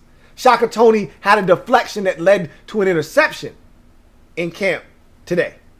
He was dominant this week. So the get off the juice is all there with Shaka. I saw it on tape. We saw it on tape.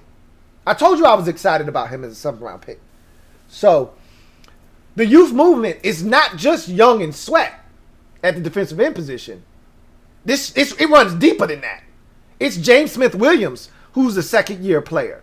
It's Shaka Toney that's a rookie. It's William Bradley King that's a rookie. You know, it's Casey Toohill that's a second-year player. We're young. I told you that. We're young everywhere. That's why it's so fun. We're young. Thank you for the super chat, Groundhog 7. Metaphor, thank you for your 4th super chat of the night. Greatly appreciate you as always. Metaphor. Right.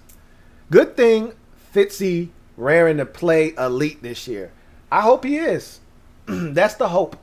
That's all we can do is hope that is the outcome of our season. Is that Fitzy turns it up and Fitty no longer is Fitty, but rather 80-20 or 90-10. But right now he's Fitty. And hopefully he goes out there and he balls his eyeballs out. And all of this ascension that we've seen of late, it all culminates in him finally getting over the hump, leading a team to the postseason, and maybe doing some damage when he gets there. That's the hope. I'm not holding my breath, but that's the hope. Thank you for the super chat, Metaphor. John Livingston, thank you for the super chat. Greatly appreciate you. Double up. Thank you for doubling up. J.L. Smooth, who writes, man, people reacting to these mini camp workouts saying this guy looks better than this guy or this guy should start grinds my gears. Wait for training camp at least. Totally get it. I've been trying to quell a little bit of the excitement of this particular fan base, but people are going to get excited. That's what this time of the year is all about, excitement. And I told you, it's gotten out of hand. I remember, and I can remember far back. Hell, when I first started doing this in 2012, nobody gave a shit about these OTAs, these rookie minis and these OTAs. And when veterans reported, nobody cared about this shit. There were little reports on this. You just said, oh, I hope nobody gets injured, and that was that. You might have saw a couple of still shots. Reporters weren't, giving, detailed reports, play-by-play, and taking pictures and videos. There was no social media like that, and these things didn't matter to us. Now they do. So now we're getting, and if I were a player, I would hate this. I would hate that OTAs has become the new training camp. Because every mistake made, everybody's going to know about it. And if you've ever played sports, and I don't care at what level, you played at the high school level, you know there was some really shitty practices, man. I can attest as a baseball player, there was some practices where if you came and watched me, oh, he on the bench. He's a scrub. I couldn't hit the backside of a barn in some practices, man. And then the next day, when we had a game, I go 3 for 4 with 2 doubles, 4 RBIs, and you're like, oh, shit, that's the team captain. Well, you wouldn't have been able to tell from practice yesterday. But these guys are under a microscope. And it's unfortunate because everything they do, we're talking about it. Oh, my God, he threw 3 interceptions in practice. It's practice. Shit happens. And it's not training camp practice. It's OTA practice. But that's where we are now. When in Rome, you know how it goes. So, I understand though, JL. I definitely get it. Metaphor, thank you for your 5th super chat of the night. Greatly appreciate you. Can't see you. Metaphor, who writes, Lou, want to break down dubs and L's week by week? Not right now. I am definitely going to do that before the season starts. You know that. I'm going to give you that. We're going to go through the schedule. I'm going to give you my prediction for our record. And that's going to happen at some point. But we don't want to do that right now. Not right now. But you're going to get it for sure. Thank you for that super chat metaphor. Big Money Sonny. My guy, Big Money Sonny. Thank you for the super chat. Greatly appreciate you. Big Money Sonny says, what's cracking, Lou? What's with the monster dreads that Chase has? The defense is nasty and the league needs to be very afraid. Salutes to you, homie. Likewise, Big Money Sonny. There's different types of dreads. Different types of dreads. You get the skinnies. You get the thicks. You get the dirty, nasty dreads. I always talk about that one defensive end for the Atlanta Falcons and his dreads. They're so dirty and nasty looking. They're thick, unkept. But everybody's got their choice. His dreads look fine to me. They look neat and neatly kept and nice to me. They look groomed. But I could be wrong. I'm not staring at his hair a ton, Anyway, this defense is nasty, but it's on paper. Because as I mentioned last week, this don't carry over. You don't get to say, hey, we had the 3rd-rated defense in the league last year, so here we come. Now, you got to go out and prove that again. So what you did last year doesn't really carry over to next year. You got to go out and prove to everybody again that we legit. And I think we're going to I said this last week, and I'm going to reiterate this again tonight and probably many more times before the season gets underway. We're going to find out a lot about this defense and this team as a whole, but specifically this defense, because we're going to be challenged in a way that we weren't challenged last year. Yep, we saw Jackson, and we saw Murray, and we saw Stafford, and we saw Roethlisberger and Wilson last year. We saw some quarterbacks last year.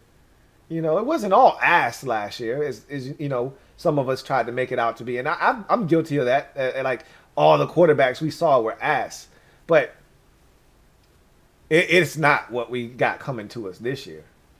It pales in comparison to what we got coming this year. All right, and I've done that. I'm not gonna go through the list of quarterbacks. I've already done that. I did it tonight, as a matter of fact, already. But, you know, just the fact that last year we were able to find a way to bypass Dak Prescott twice speaks volumes as to what we were able to do from a quarter, you know, who we were playing against from a quarterback standpoint last year.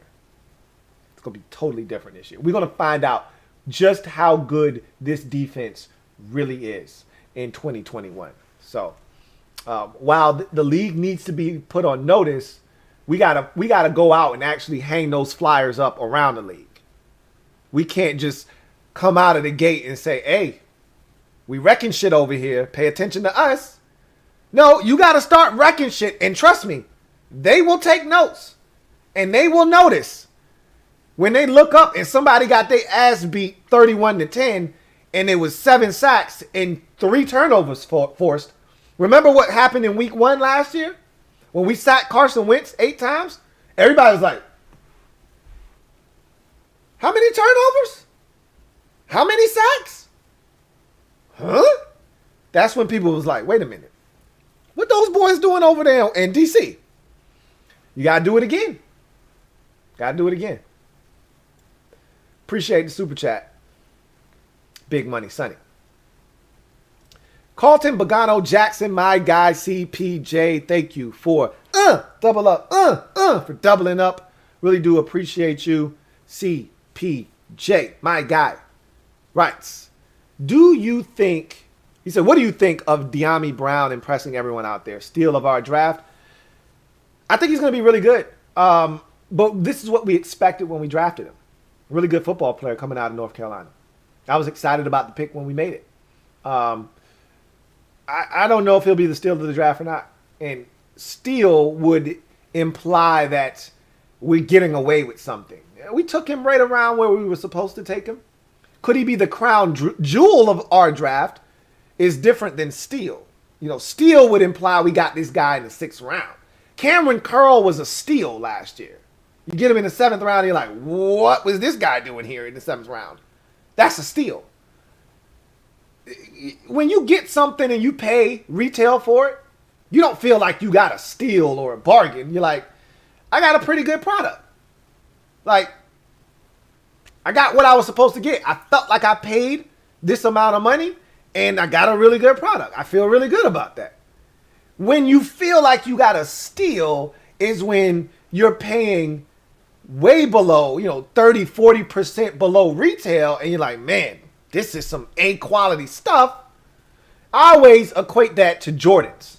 If you're a shoe head, if you're a sneaker head out there, then if you're getting some B or C grades, but you're paying a third of the price, but the common lay shoe, fan out there, or just a, normal average Joe won't be able to tell the difference between a pair of A grades and C grades or B grades.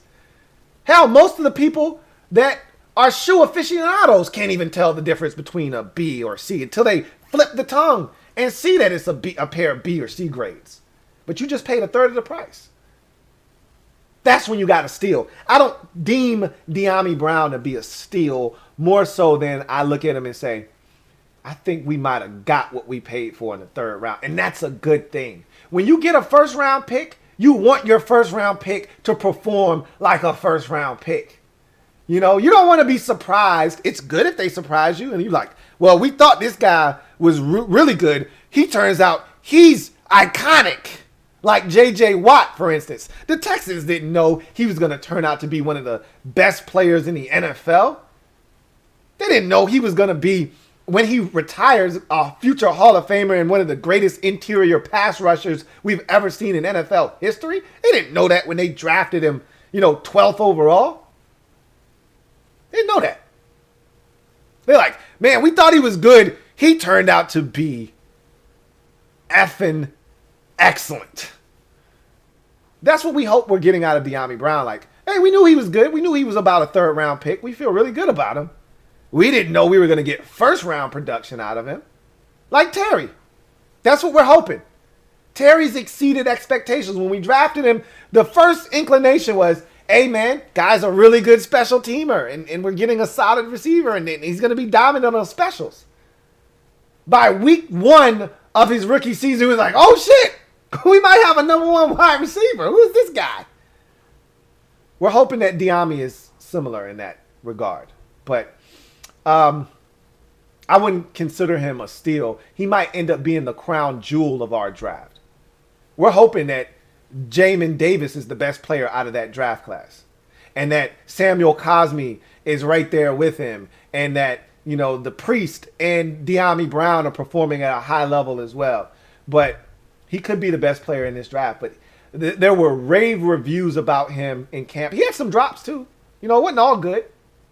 But he made a bunch of plays. And that's what I expect him to be able to do. So I'm excited with what he's done to this point. But again, just OTAs. Just OTAs. Keep that in mind. But thank you for the super chat, CPJ. Greatly appreciate you. Red Wings 01. Thank you for the super chat, Red Wings 01. Really appreciate you. My guy R-Dub writes, hey Lou, what up?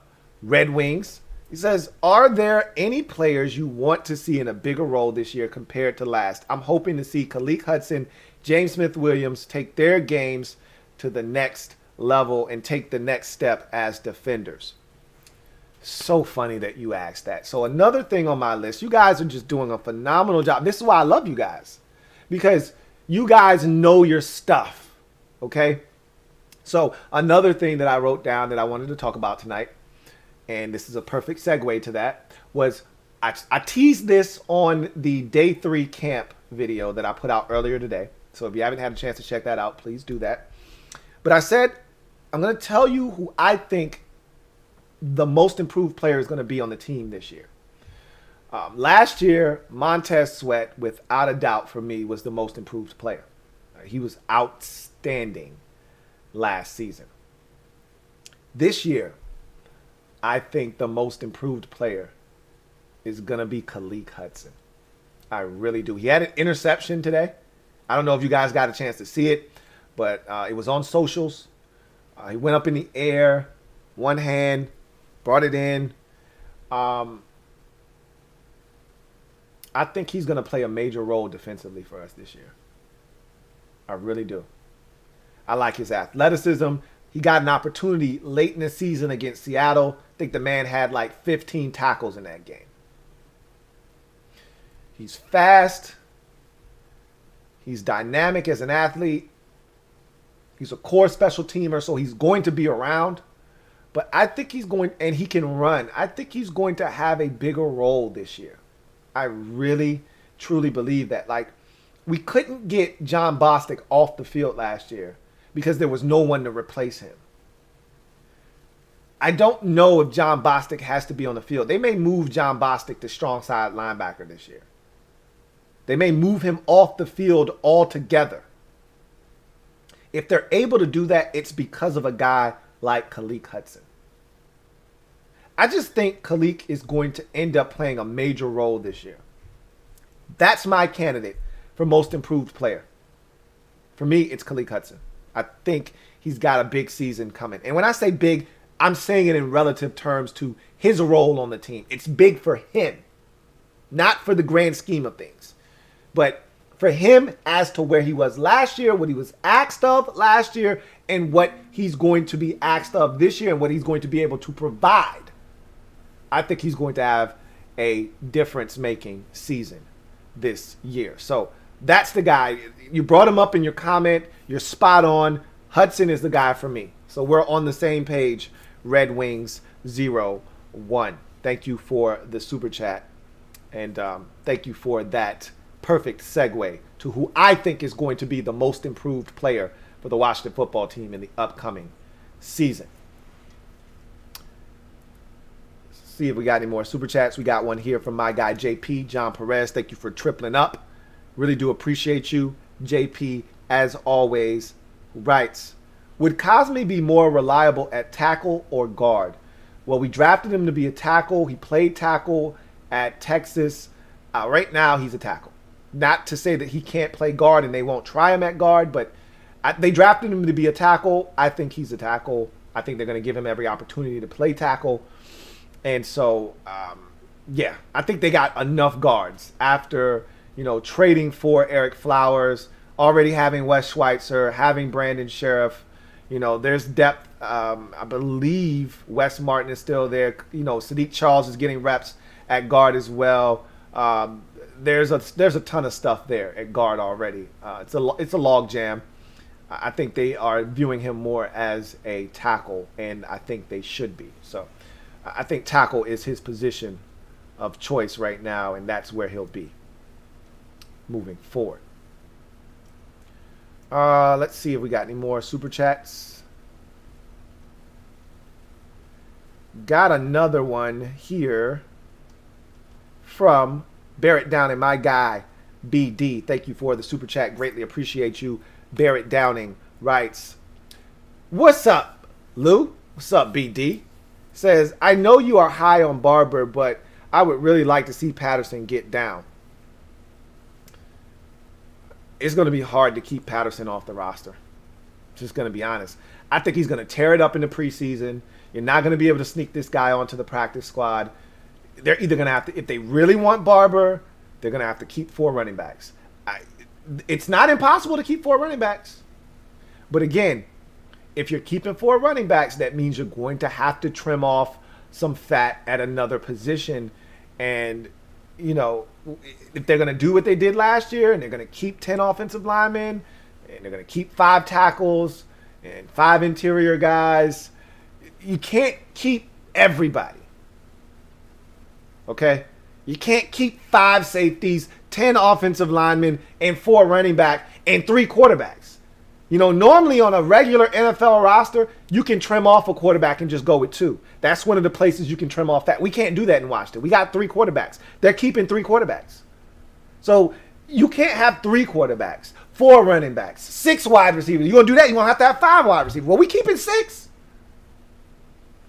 You can't keep 5 safeties, 6 receivers, 4 backs, 3 quarterbacks. You can't keep all these high numbers because then you're going to have to trim off fat in places that you don't want to do it. So I think they're going to go with 3 backs. They're going to have to make a tough decision. I love Barber, but if they go with Patterson, I'm on board. But I'm telling you, the first time we run into 3rd and 1 or 4th and short and we don't get it, and Barber's not on the roster, you're going to hear my mouth. And I'm not going to let the shit go. Because if it ain't broke, please don't fix it. You know how hard it is to convert 3rd and shorts in this league? 4th and shorts? He didn't miss 1. So until that's broken, I'm not looking to fix it. I get it. Jarrett Patterson is an upgrade maybe in other areas, and he may be a more complete back. I'm all for it. I'm not saying don't swap those 2 out. I'm just saying you better be able to convert 3rd and 4th and 1. That's all I'm saying. If you're going to make the move, I tell the young youth of America this all the time. Don't quit your job until you have another job already.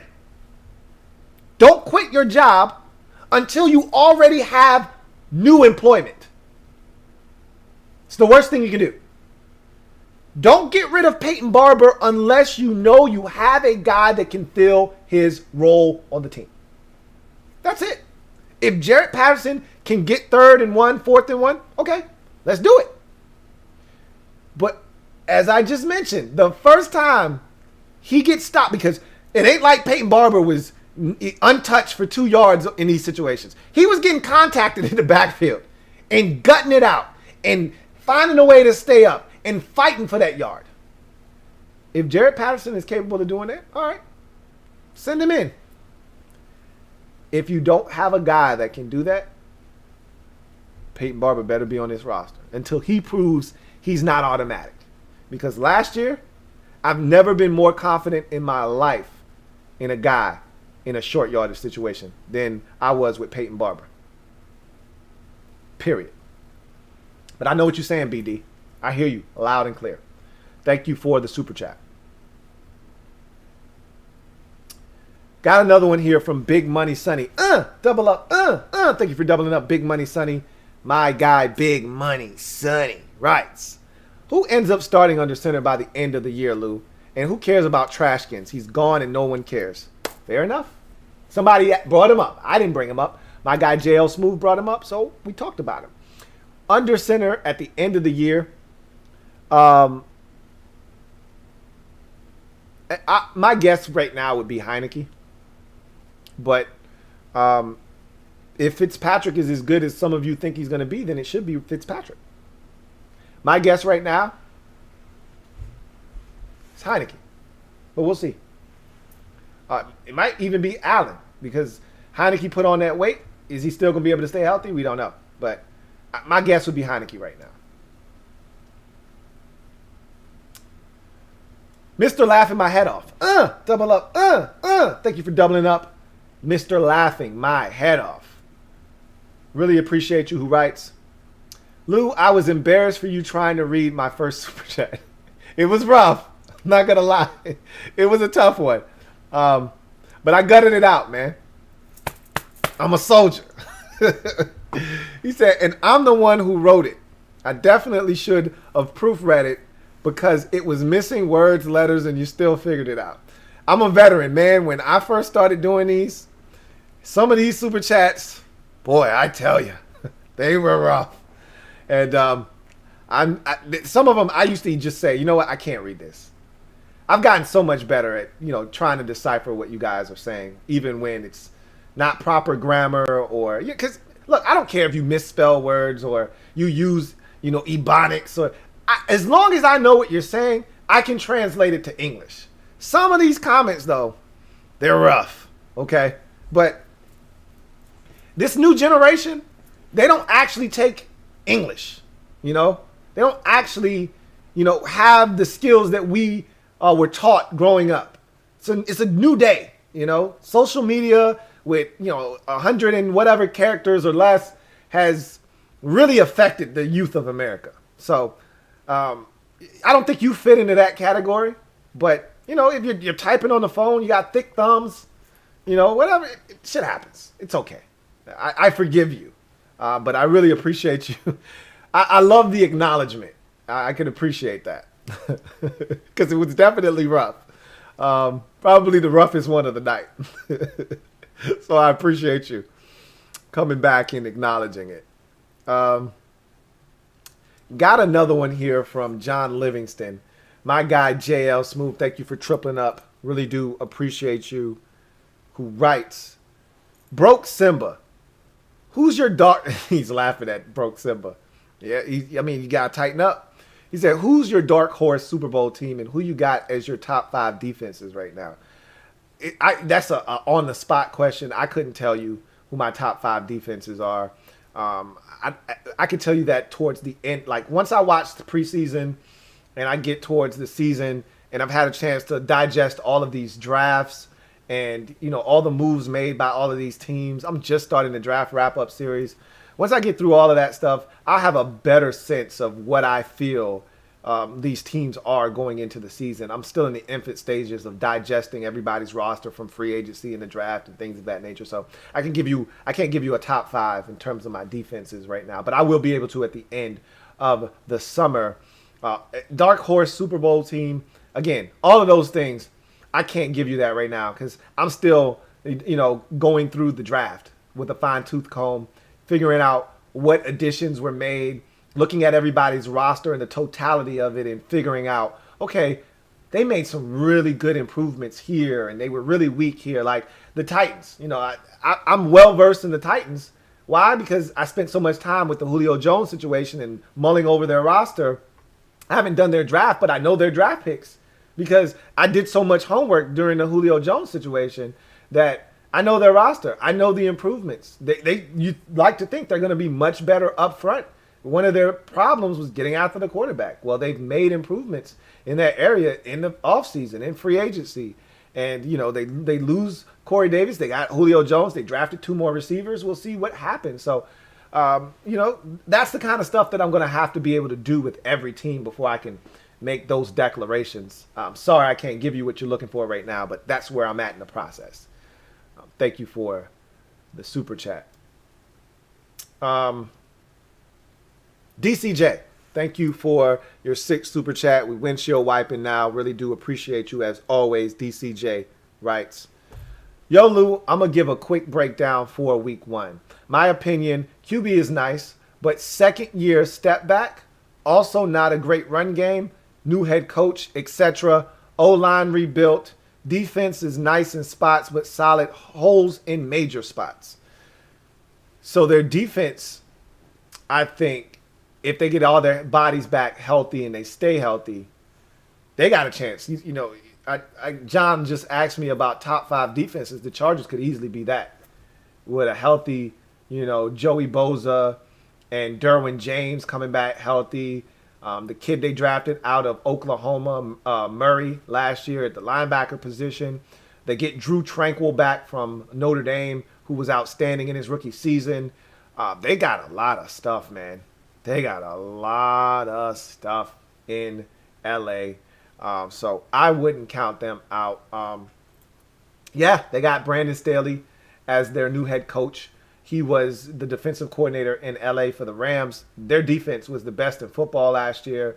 So he's going to take his brain to that defense, and I expect them to be lights out next year. If they're healthy, more likely than not. Herbert could have a step back year, or he could continue to build upon what was a offensive rookie of the year campaign. They're dangerous. Period. End of discussion. We'll see what happens, but they're dangerous. No doubt about it. DCJ, 7th super chat. Really appreciate you. My guy DCJ writes, I'm not saying blow out or dominate. I'm saying stand on. Plus, we own the Chargers.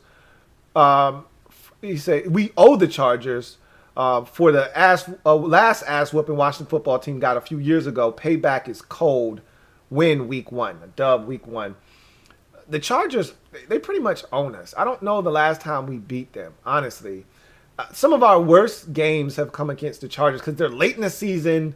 Our season's over, and we go out there, and there's no purpose to the game, and we usually get throttled. I think that happened a couple of years ago. I could be wrong. When we played them the last time, I remember they beat us in overtime with LT on one year. I want to say that might have been 2008. What year is this? 2021. So it wasn't 08. That had to be like... So 21, 17, 13, 09. It probably was 13. It might have been. It was 09. It was 05. That was the over because we were actually good that year. We made the playoffs that year. It was 05. It beat us in overtime. That was a fun game. It's never fun to lose, but that was a fun game. I remember going there at the end of one season with J Cam. Man, was that a miserable game. We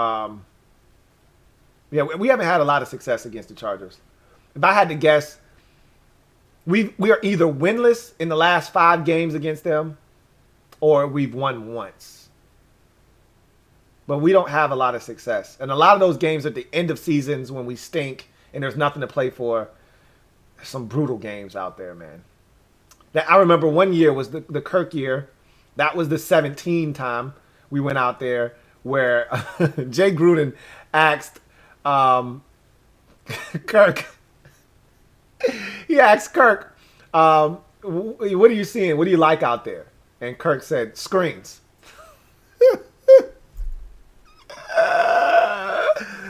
Oh, man. That was a shit show. I digress. Yeah. I get the crack staff on that. If Kev's still out there, how many times have we beaten the Chargers in the last 5 times we played them? I guarantee you we're either 0-5 or 1-4. Let's see. Any more super chats? Yes, there are. Got one here from DCJ again. 8th super chat of the night for DCJ. Really appreciate you. My guy DCJ writes, out of the true big dog teams on the schedule besides division opponents, who is the one you think Washington can or could squeeze out a W? Early, but I say Bills and Green Bay. I would have to look at the schedule. I'm not actually looking at it. I'd have to lay eyes on the schedule because there was a stretch of football that I talked about weeks, I want to say it's 3 through 7, that I said we got to find a way to come out of that stretch at blank and blank so that we could go into that week 8 contest with a chance to get to 500s or something along those lines. I'd have to see where all these games are, you know, what the opponents are prior to that game, after that game. All those things matter. I do think we're going to ultimately have to beat one or two of those teams on the schedule that are really good, that we think, oh my God, look at this team. We're going to have to beat one or two of those. And I think you picked some good ones. Green Bay is one of those teams I look at and I say, why can't we beat them? You know, we get to Aaron Rodgers, rattle his cage a bit. Why not? We're the exact kind of team that gives Aaron Rodgers fits. You apply pressure to Rodgers and they're not comfortable. Got to stop the run. And I've been stressing this. A lot of you like to gloss over the fact that we got run on at times last year. But if we can stop Aaron Jones and we can get to Aaron Rodgers, you know, that might be a winnable game. I don't know about the Bills. We got to go to Buffalo, too. That ain't the home game. That's at Buffalo. I don't know about that one. I wish I could agree with you on that. I don't know about that one. But there are plenty of them on the schedule that we may be able to get. So I'd have to look at the schedule, though. Alonzo Yarborough. Double up. Thank you for doubling up, Alonzo. Really appreciate you, my guy. Zoe writes, Patterson is going to make the team. We got rid of Love, and Patterson fits the offense better than Barber if Gibson goes down. While that may be true, and I do think you're right in that Patterson gives you a little bit more of the Gibson feel than Barber does, I think there's a level of comfort with Barber that doesn't exist with Patterson. And I've already talked about the niche that Barber has carved out for himself, and it's a big one. You know, a lot of you guys want to discount what he did and how pivotal he was in sustaining drives and scoring touchdowns in some really crucial spots. He came up huge. I don't know if Rivera is going to turn. And I told you this when he first got the job. Panthers fans said, one thing you're going to dislike about Rivera is that he can be too loyal to veterans to a fault. Well, one of the things he's done here is he's learned from where he was, you know, from his time in Carolina. He's went in the opposite direction here. It's a youth movement. He's gotten rid of a lot of the veterans because he got old in Carolina. He said that. I got old in Carolina and I didn't react fast enough and I got old overnight. Well, you can see he isn't allowing that to happen. Moving on from guys maybe a year or two sooner than they needed to, in the case of Morgan Moses, for instance. You could see a situation where he sees Jared Patterson and says, I love Peyton Barber, but this guy's younger and cheaper. We're going to go in that direction. That could happen. But I would not sleep on Barber. We talking about fresh cuts, giving people dope edge-ups, and finding a way to get it done. My money's on the Barber, man. When we talking about cuts, my money's on the Barber. So we'll see what happens. Patterson is very intriguing. He had a strong mini camp. He's impressed the coaching staff. It's going to be tough to keep him off the roster. To your credit, to your point. Martin Matthews, thank you for the super chat. Greatly appreciate you. Martin Matthews writes, Hey Louie, what do you think? Listening to Chase's interview, he might be one of the most improved players. Double up. Let me first start off by saying thank you for doubling up, Double M. Really do appreciate you. How rude of me. I wouldn't be shocked if Chase took the same Montez Sweat second year leap and was our most improved player. I wouldn't be shocked at all. Not one bit. I expect him to take a quantum leap in 2021. But unlike a Khalik Hudson or even a Montez Sweat last year, if you want to compare those two guys, they play the same position and they both are former first-round picks. Montez Sweat wasn't getting double-teamed, and teams didn't view him as a guy that needed to be double-teamed. So he was going to get one-on-one opportunities. And what also made it even better for him is even when he started to emerge and make plays, they still had to worry about Chase on the other side. So he still wasn't going to be double-teamed. There's somebody to take the pressure off of Chase or off of Montez. Is there somebody to take the pressure off of Chase? That's why I said earlier in the show, Montez, Payne, Allen, and Ioannidis are all going to have to step up. Settle. All these guys are going to have to step up and alleviate some of the pressure and burden that Chase Young. And this is what comes with the territory of being the number 2 pick overall and an elite threat.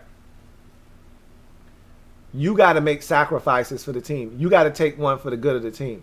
When you're as good as Chase Young is and people know it, you got to take these double and triple teams and still find a way. And when he does get one-on-one, he's got to dominate. He's got to dominate. So, you know, Chase could definitely be one of the most improved players on this roster. I would not be surprised at all whatsoever if that were the case.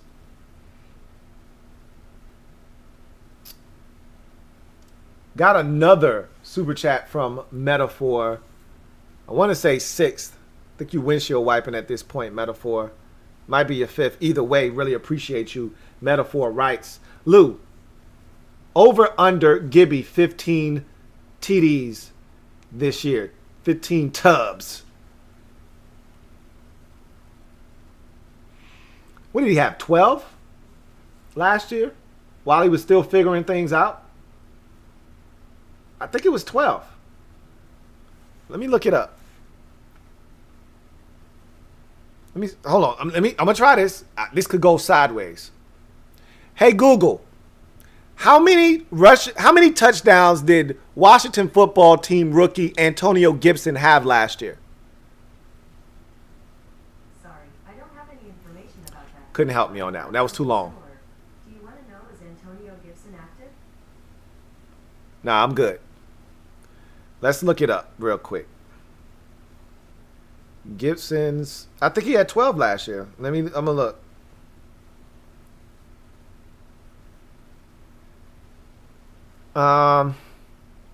He had 11 touchdowns last year. So think about it. 11 touchdowns last year. Started off slow and finished off the season banged up. When he was playing his best ball, he got injured. Missed the entire Steelers game, essentially. Missed all of the Panthers game, all of the Seahawks game, and then came back for the final 2 weeks of the season. I think 15 is definitely within reach. Sure. Over, under, I'd say under. Just because there's more weapons now. Like last year, he had to score out of necessity. There was nobody else to score. Who was scoring? Hell, Terry could barely get in the end zone last year. Terry could get us down there, but Gibson was stealing all the touchdowns. We'd get down there, and then they'd give it to Gibson, and he'd get it in the end zone. Remember the Lions game? He had 3 rushing touchdowns. I think he might have had 50 total yards of offense in that game. But he had 3 rushing touchdowns, though. So I think there's more wealth to be spread around this year. You know, more guys to get involved and get into the end zone. So I'll take the under on 15. He won't get to that number this season. Thank you for the super chat, Metaphor. Joe Rockhead J. Thank you for the super chat. Greatly appreciate you. Joe Rockhead J writes, I think most improved will be John Allen and Cam Curl. Second year back in the 4-3 and fully bought in. Second year in a slowed down game. Your Rock T. Appreciate you, Joe Rockhead J. And those aren't bad choices at all. Either one of them. You know, Allen in a contract year, looking to prove it, could go out and ball his eyeballs out. Meanwhile, Cam Curl, second year, as you mentioned, they asked him to do a lot of things last year. He was thrown into the fire. He handled it really well. He's even talked. I listened to Cam Curl talk, and he said, hey, it's slowing down for me. Last year, I didn't even have an OTA last year to be able to work on things. Now, not only do I already know the defense, now I'm getting to work on fine-tuning things this year. So those are great choices. Both of them, phenomenal options. And again, wouldn't be shocked if either one of them ended up being some of the most improved players on the roster in the upcoming season. Let's see. Got a super chat here. I'm speaking on 2 year, maybe 3 years. Chargers waxed Washington football team 38-10, end of the season. Breland ran an interception back, limited wins against them, but it's a new year in our time. Yeah, look, you've got a hit list. You know, everybody's hit list looks different. You know, I've given you my hit list in the past. You know, there's certain teams that stick out where you're like, man, we owe their ass. Hey, I told you, I don't know if Buffalo will ever come off of my hit list, but we dealt those boys a blow already. You know, they were on my hit list for multiple infractions. You know, the one that will never, ever go away is the Sean Taylor, 10 men on the field, and they want to run Fred Jackson off tackle for 22. I'll never let that shit go. Never. But then it was also the game in Canada when John Beck checked it down to, I want to say, Roy Halou. That wasn't the Roy Halou 18 reception game. That was San Francisco. But he checked it down in that game too. And we didn't score any points. And they blanked it. It was one of the worst games I've watched. And there's been a few of them over the years. But that was a tough one to watch. Blanked us over in Canada. It's one thing to get your ass beat in the United States. It's a totally different thing to get your ass whooped in a different country. When you start getting your ass whooped abroad, that shit hits different.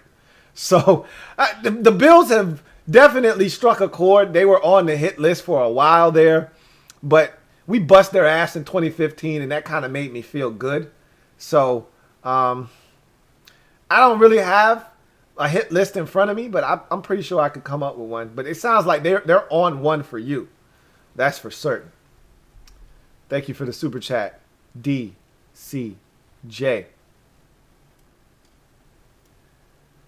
Got a super chat here from Metaphor. Thank you for the super chat, Metaphor. Really do appreciate you. Metaphor writes, we actually 4-1 against the Chargers in the last 5 since 2001. Is that right? You gotta be shitting me. We lost to them in 05. And DCJ just said we got the brakes beat off of us in 17, and that was the Kirk game. I feel like we got our asses handed to us in 09. That was a Jay Campbell late season debacle. That can't be right, bro. I know I'm not tripping. My memory is way too good for that. I think you're trolling me here. Seriously. I'm not going to look it up because my memory's too good. But I remember very vividly 2 late season ass whoopings out in San Diego. And I remember LT getting us in overtime back in like 05. So ain't no way we 4-1.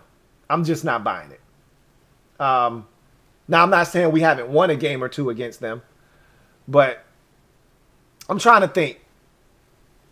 We had another overtime game. I want to say it was the homecoming game that we scored that, what was the fullback's name? Darrell Young Darrell Young scored a touchdown. It might have been against the Chargers in overtime. That might have been a win, too. But I remember LT running in overtime and on us, teardropping us. I ain't buying that we 4-1 in the last 5 since 2001. You got to try that on somebody else. There it is. Metaphor says, oops, no, 1-4, my bad. Okay, I'm about to say, you trolling me, because my memory, come on now, this shit is like a steel trap when it comes to the Washington football team. I'm about to say, you got to try that on somebody else. I don't even need to look it up, because I know better. I'm like, nah, we ain't 4-1. Thank you for that correction, Metaphor. Really appreciate you. Thank you for that, because I was like, I know I ain't tripping. I know I'm not tripping. 1-4. I told you, I said we're either 0-5 or 1-4. Sounds about right. DCJ, thank you for the super chat. Greatly appreciate you. Killing the game tonight as always. DCJ writes, Buffalo is early like week 3 through 5 sneak win, ugliest dub. It's early. I wanted to get Buffalo out of the way before it gets really cold outside. So I'm glad we're going to Buffalo early in the season, because had that gotten into December, that could have got treacherous. That could have got real ugly. Wind started howling. You know how it do out in, Orchard Park. Could have got real ugly for us. So Buffalo early in the season, that's doable. I don't think it's going to be a win, but you know how it is.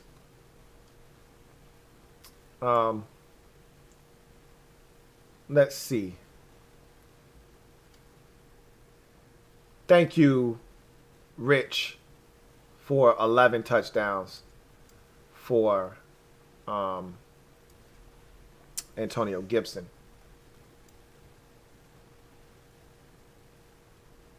Got another super chat here from DCJ. Thank you for your super chat, DCJ. Really do appreciate you as always. My guy, DCJ, writes, all love, meta and love. Records are meant to be broken. All we have seen Washington offense and defense coaches is mad, humble, and hungry. Fitz was supposed to fail out the gate. Pads and preseason will talk a lot. Ron saying a lot. And that's what it is. I said it at the top of the show. Ron is like, yo, this was OTAs, and it's good to get excited, but don't go overboard with it. We didn't have pads on. It's OTAs. Trust me. It's going to get real when we put the pads on. We really going to find out. And Ron's been consistent in that message, like, hey, I know y'all getting excited, but it's when the priest had his practice on Wednesday when he went bananas and everybody was lauding and praising him. He's like, hey, it's easy to make plays in practice with no pads on when there's no risk involved. You make a play, awesome. You're gonna get credited for it. If you don't make a play, we just go, oh, it's practice. Try that shit in the game. That's essentially what Ron was saying. When it's something on the line, let me see if he's still talking that talk, making that noise. So, you're absolutely right.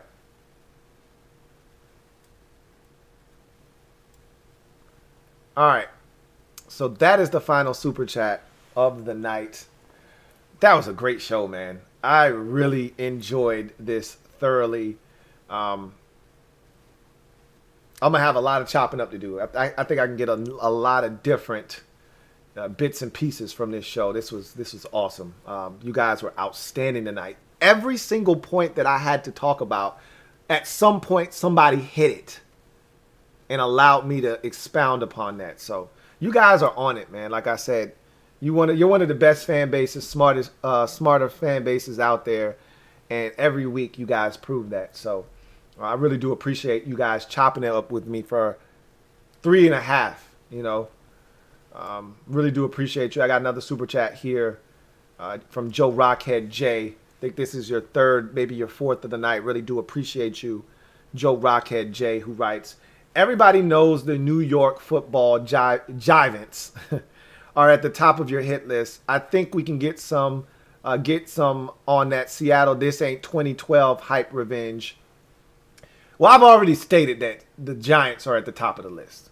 The Eagles were at the top of my hit list last year. The Giants are at the top of the list. I made that abundantly clear like a month ago when I was like, look, I can't take another loss to them. I wanted them early. They said, hey, we're not going to give you them in week 1 like we did the Eagles last year, but the next best thing is I can give them to you in week 2 at the crib on a Thursday.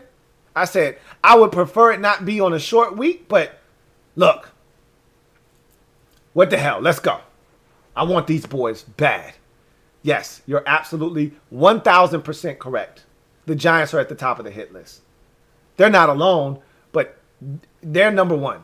And I'm pretty sure there are other teams on the hit list that I could make, but nobody is as high as the Giants are right now.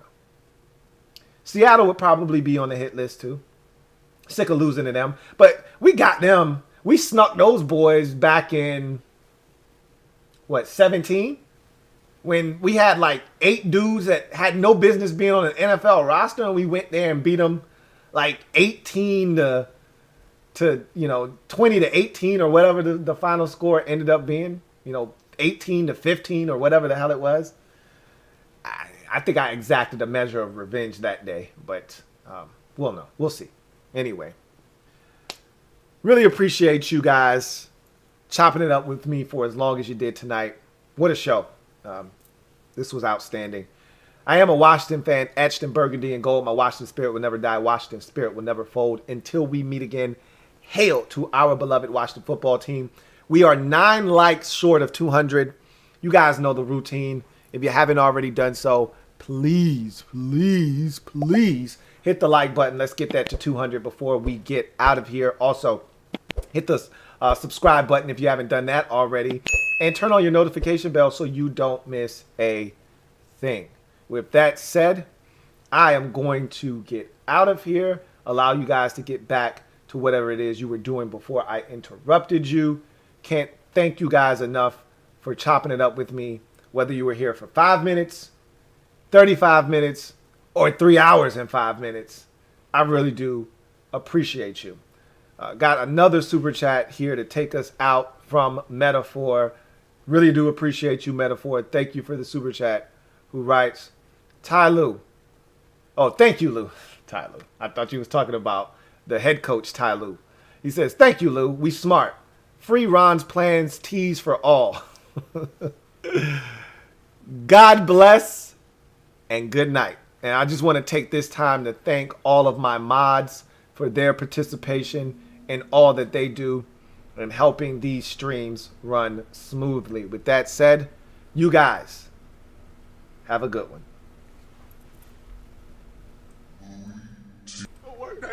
Get a little work in. Know what I'm talking about, baby. Get your little workout right quick. Know what I'm talking about, little back fella. Hey, what Dan say? Hey, great day to play ball today, mate. Great day to play ball today. Hey, Marty, great day to play ball today, mate. We out here. Let's go.